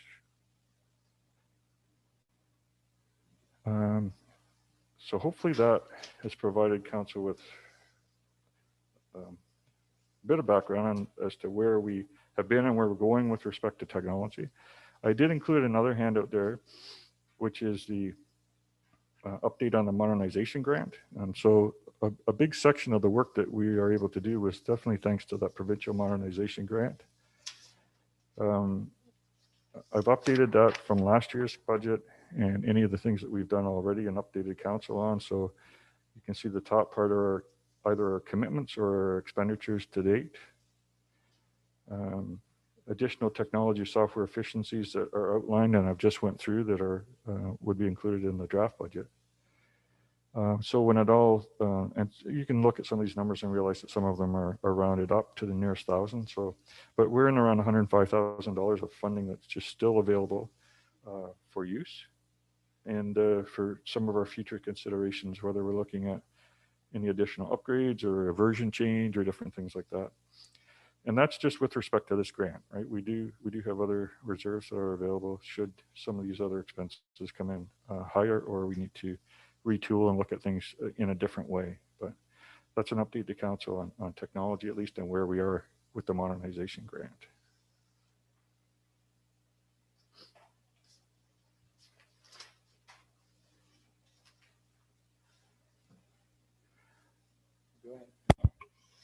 So there's, with the 105,000 that's still left, what do you foresee spending it on? Yeah. So thank you. Through you, Mr. Mayor. So as we get into some of our point of sale devices, say at the landfill site, at the marina, possibly maybe at the arenas, right? There could be some of that. One of the things in the landfill site report was that, of course, the landfill doesn't even have internet access at this point in time. We would anticipate, if we sign up with the provider, that they would provide service to the door, so basically to the building, but then there would be some costs there. And then with respect to that landfill site software, it's quite proprietary. So we would have to take a look at how that's going to interact and whether we would need some more hardware there to do that. So that would be kind of one example. I think Fire Chief had mentioned too on Firehouse, we need to take a look at that version of Firehouse and ensure we're up to speed on that, or if we need to maybe do a bit of an upgrade. So those are some of the areas for sure that we would take a look at. Probably the largest area of expense could be recreation software, but at this point in time, we're trying to look at just some interim steps first and see what we can do. And Mike and I are definitely in heavy discussions on that right now.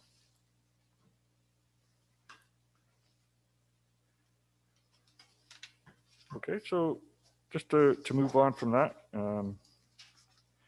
over into asset management, which is, of course, another project that I continue to talk to council about. It's consumed a lot of effort and funding to date. The goal, of course, my personal goal, but I think the goal of most treasurers is to create a working document that has some meaning, right? If if we wanted to, I would say probably 2 years ago, we could have paid a consultant to put together an asset management plan, and we'd have it upstairs, and I might refer to it once in a while, but I don't know if it would really make for a useful document. So what we're trying to do is put together a document that is really based on sound data.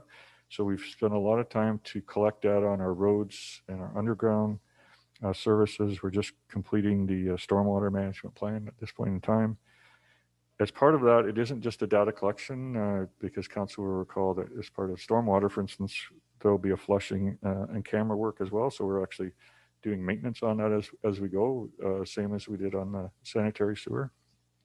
Out of the document, I'm really hoping that there will be a high level of coordination between roads, water, sewer, and storm sewer in terms of our decision making. So when we start to improve a road, and that isn't just in an urban section, that's a rural section as well, we want to make sure that we have regard for stormwater. And I think a good example is that if you look down and say one of our projects this year in storm is McConnell Drive. So that's very much an urban, or sorry, a rural area, a bit of a cluster of homes, but very much a rural area. But that is, there's going to be a lot of investment there, really just for an underground stormwater pipe that goes to a lake, right? So there's a lot of dollar value involved in it, but we need to make sure that we track all those wherever they are in the municipality. So as I mentioned, I want to make sure that this document, when it comes forward, is useful. It'll make for an extremely busy Q1 and Q2, but primarily Q2.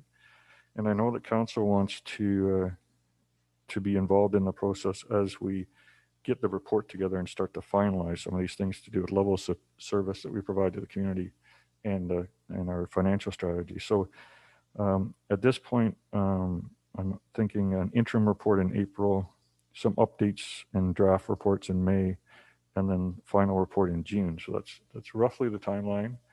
And when I have those months, because we have 2 meetings in each month, maybe we may have to do that. But my thought is that once the kind of the management team gets all the data in place, we have a chance to kind of put together a draft and get it before council. Then council will have their opportunity to put their stamp on it.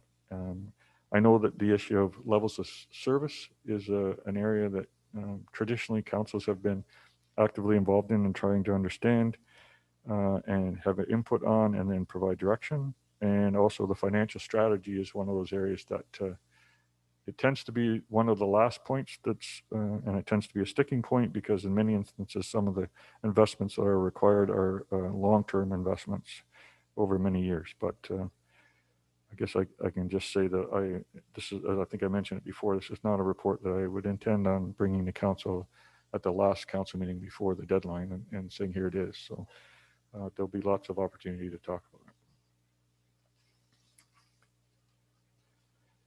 Some other operational issues that will also impact all the departments.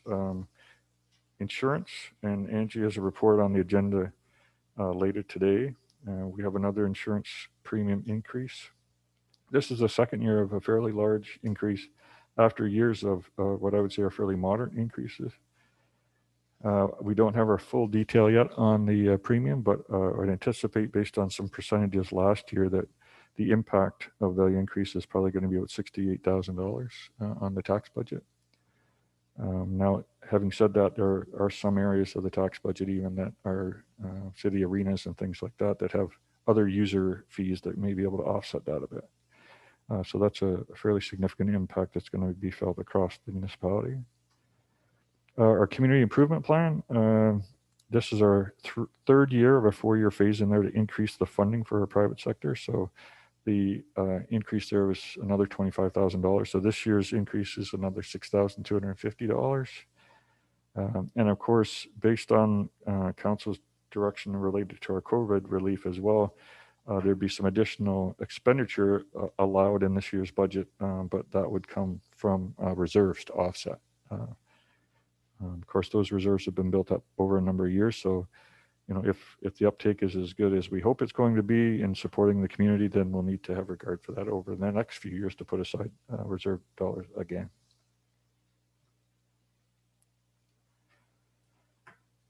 Kind of jumping over a number of areas, if council's familiar with our financial statement outline, not a lot of discussion with respect to roads and winter control and some of those things which we know are going to have an impact on the budget. But in terms of looking at things that are going to consume a lot of time and effort, just switching over now to waste management. Two areas. Our waste collector and that contract, it expires this year. It expired last year and we extended it, or is it 2 years? Expired in 2019, so we extended it to 2021. And so the hope there is that we would probably take a look at that and investigate an additional extension. But that'll be a bit of an unknown when we actually set our budget, and we'll have to use some projections with respect to the number we actually put in the budget. Waste diversion initiatives are continuing, and that's our goal there, is to extend the useful life of the landfill while still maintaining the service level that we provide. But of course, one of the things that I wouldn't doubt council will be hearing about this year is our clear bag implementation program. So, we've been in the promotion stage since March of 2020. Yeah, March of 2020 is when we started the promotion, and it really isn't the hard, fast implementation isn't until September of 2021. Waste is definitely one of those areas that tends to attract a lot of discussion. You'll see it impacted on our service delivery review on the operations, and so it isn't just on the curbside and how that's going to be handled, but basically how we're going to handle it at the landfill site as well when it comes across the scale, and is it permissible if it isn't in a clear bag, and all those different things. So there'll be lots of discussion as we work through 2021. But just to get that again on council's radar, that it's this fall that we would actually do the clear bag implementation, kind of in a more concerted way.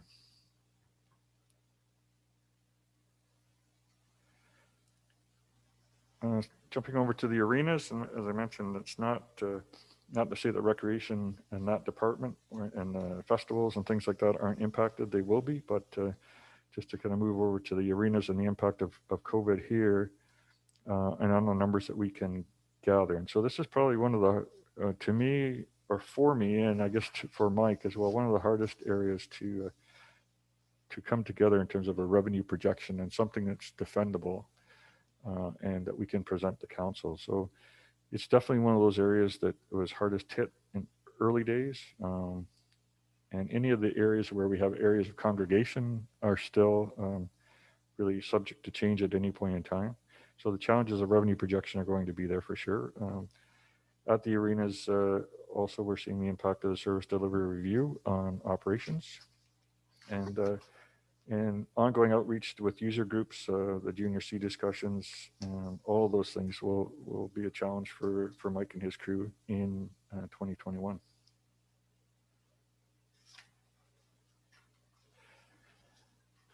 With respect to library services, the board has a new plan and an updated look and focus. Sarah's been involved in this one, so it's great that as the I wouldn't say new CEO because she's been at it for a few years now, but as a CEO of the library, she now has her own plan that she can kind of work through with her crew and try to get in place and work with the board's guidance. At its core, though, it's still very much supporting the volunteer model. As was mentioned earlier, they're going to start looking at some staff resourcing options there and how that's will roll out in the future.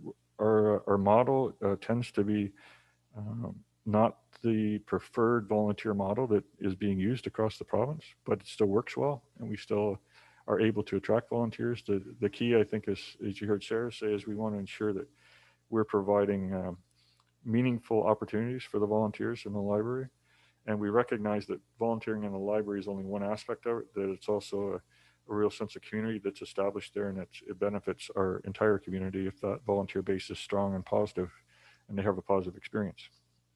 So we'll be taking a look how that can continue to roll out, and we can continue to support them moving forward. I can't really move on without pointing out the efforts of the library staff in terms of the COVID environment and how they were able to spin up online resources, new means of connecting in a really quick way. They looked at some different resources. We brought in Cloud Library this year, and because of some funding that they had received, they also looked at Hoopla, which is an online means of getting resources.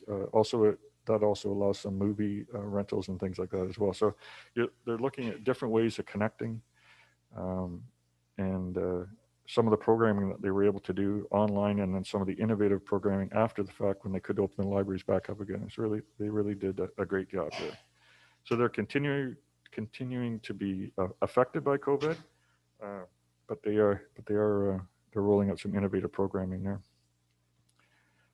The restart funding that we had talked about that we got from the province, that will benefit the library in terms of offsetting some of their lost fundraising resources and some of their lost operating fees there as well. So that's kind of our departments and reviewing that. I just got a couple more slides to go through with respect to some other components of the tax bill. Autonomy conservation, the Orca municipal levy actually, based on the information I looked at, I think went down, the overall levy went down 1.3%. Primarily the changes were with respect to the Millbrook Dam being completed and the Warsaw Dam, I think, coming online. But because of how assessment works and the cost sharing and things, our portion of the levy actually goes up marginally, 1.4%. So our levy actually goes up by about $3,300. Now that is an external separate tax rate. So that's something that's clear on the tax bill, but we're a member municipality. And so that's our job to fund that and move it ahead. And I noticed just to change up the slide a little bit this year, they do have some online technology that's coming on stream as well. So I think Dan and the crew in there are doing a great job in terms of reaching out to the customers and getting their message out. 2 police area rate slides. So the first one is the OPP for our rural wards. We did have a 2019 year-end adjustment. If council recalls, we're always 2 years behind when we're actually dealing with it. So the 19 adjustment will be dealt with in the 2021 budget year. So we had our second year of actually having a charge as opposed to a rebate, fairly nominal charge, but a charge nonetheless. So that will impact our accumulated revenue. We do have our estimate for 2021. So following council's direction from years past, our area rate would equal the contract amount. And then any of the accumulated revenue or any other ancillary revenues take care of any of the other expenses that are there. So I can say fairly confidently that we would have an area rate decrease in 2021 with respect to the OPP. That's at least what I'm anticipating. With respect to the police costs in Lakefield, of course, we're operating there under a different relationship, under a contract relationship. Our 2021 schedule cost is up in around 2%, a little over $11,000, and that was just received. We had been making contributions to reserves because of the contract relationship that we had there, but I think if we do make any contribution in 2021, it will be fairly small, hoping to set aside some money. The good news is that we haven't had any additional chargebacks from the city in 2020. So that's good. And so I do have intentionally on here, it's either a hold or decreased. I just don't necessarily have enough information right now to be able to say to council, but so I'm suggesting it'll either be the same area rate or a decrease for 2021. So that's kind of the review of the impacts, and I know I spent quite a bit of time on some different components of them, but council has any other questions? Hopefully I can answer them, or I think we still have the management team on the line as well. Colleagues, questions? Sorry. I thank you for the work that you've done to bring this to us. It's very comprehensive as usual, and I'm prepared to move the recommendation that is on the slide. It includes something over and above what was in the report. Those to receive the report, and that the treasurer include the impacts and projects as presented today in the consolidated 2021 taxation budget document to be presented on January the 29th, 2021. Okay. Janice, did you want to say something? No? Okay, go ahead. Normally, and then this is probably too early, maybe this is what the meeting on January 29th is, but in the past, a 1% tax increase equaled about, I think, $60,000. Is that too early for you to sort of, announce now, or is that going to be in January?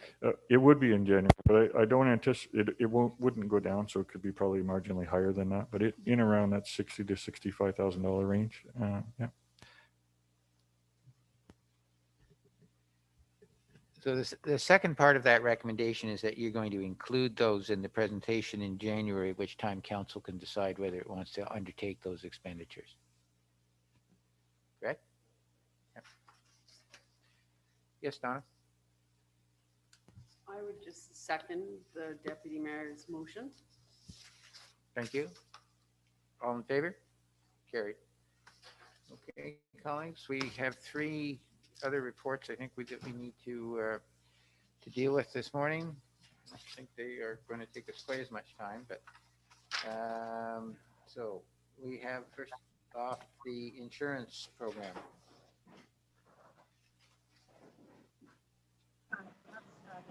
Chair, can everybody hear me okay? I understood maybe you were having some difficulty hearing earlier. I'm going to have to stop. We just can't hear you.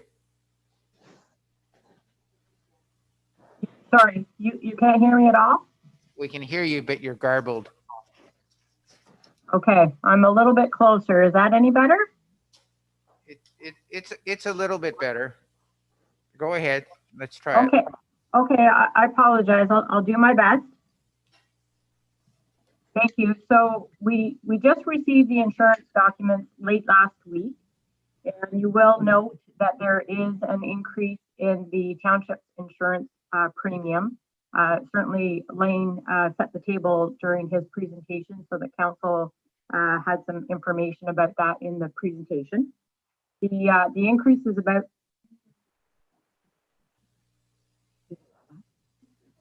Okay, so Mr. Chair, I can come downstairs if you want to wait for a moment. Yeah, why don't you do that? Okay, very good.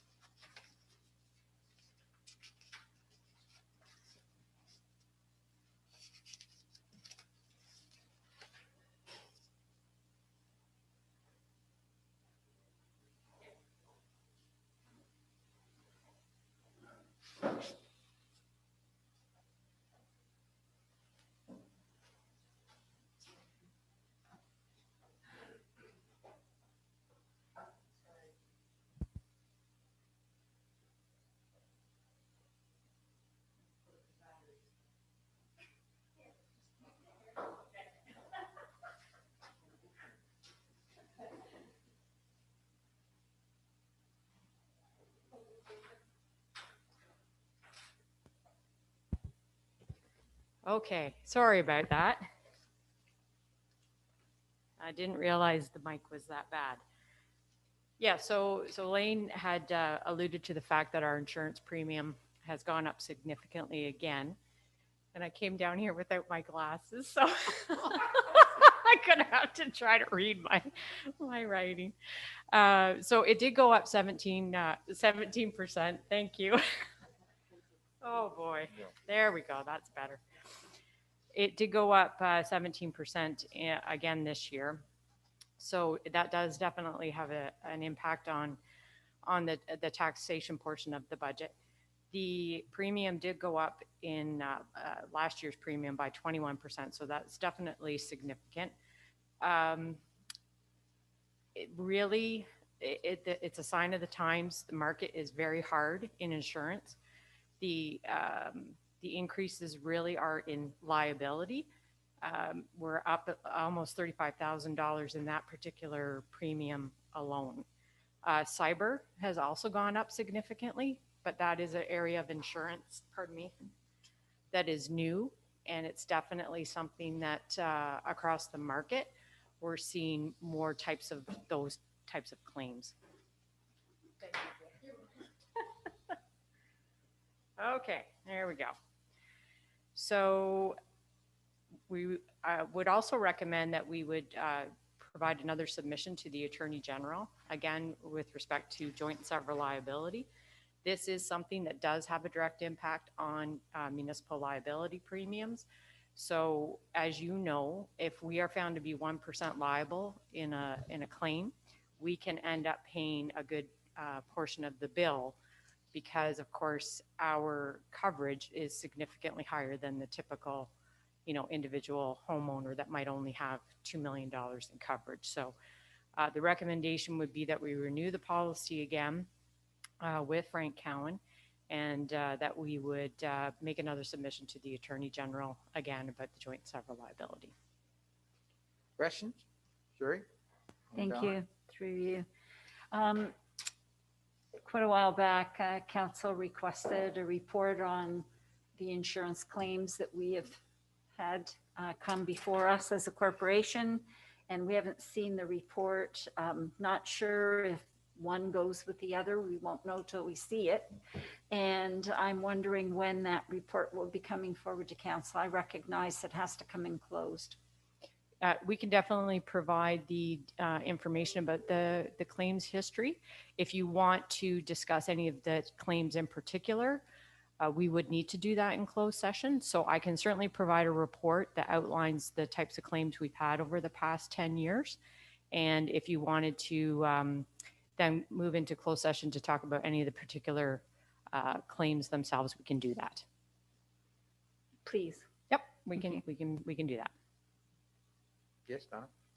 Yes, for as long as I can remember, we've been lobbying about this joint and several liability, and we never see any change. I'm just wondering if you have any idea as to why the province is rooted in not making this decision.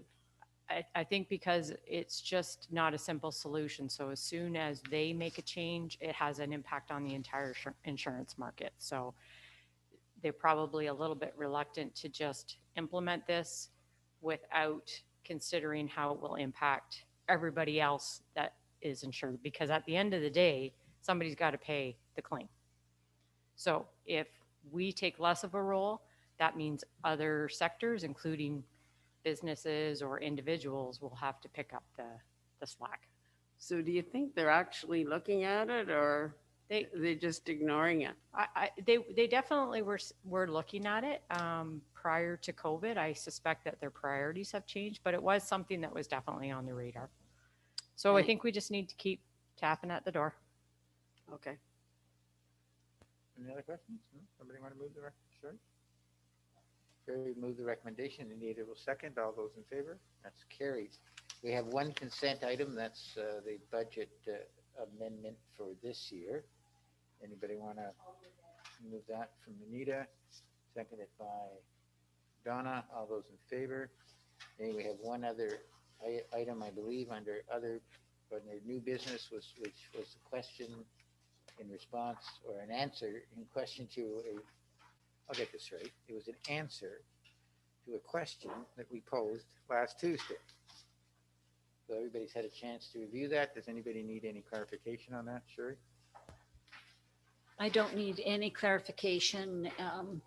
And although this isn't the outcome we were trying to achieve by asking the question, it is an improvement over the original plan because it now includes 2 spots for accessible parking.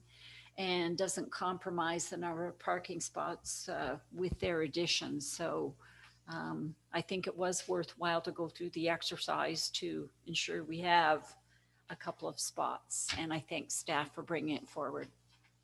Okay. Any other comments? Yep. Thank you, Mr. Chair. I think it's important that this information also be forwarded to the Trail Committee and Parks and Rec and anybody else who may have provided comment with a request to have the trail extended. The layout and the information does make a lot of sense with regards, especially to the, they're talking about the drop off where the hill is. I can't remember what they called it. Oh, steep. Okay. Slope. Steep 3-to-1 slope. So I think it's important that maybe this information gets passed along to. It was actually sent this morning. Okay, thank you. Just a second. Donna had it. Yes. I just also want to say that I'm glad that we checked everything to make sure that we were considering the best option for the most number of people. I know that decisions don't always satisfy everybody, but I am satisfied that we have, and I'm definitely satisfied now that we have made the right decision. So understanding the comments from council that was just made, and in that we did not actually change anything at our Tuesday meeting. The will of council is to just receive that information and not take any additional action.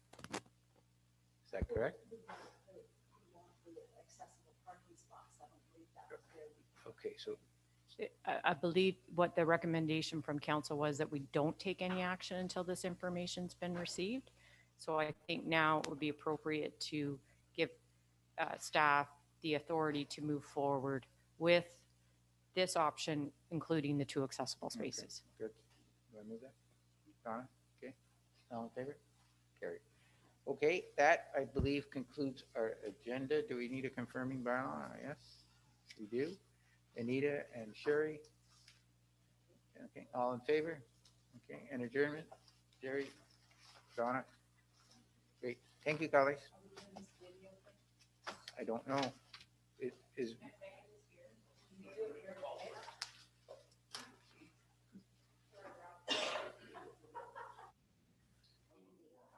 Anita, do you want an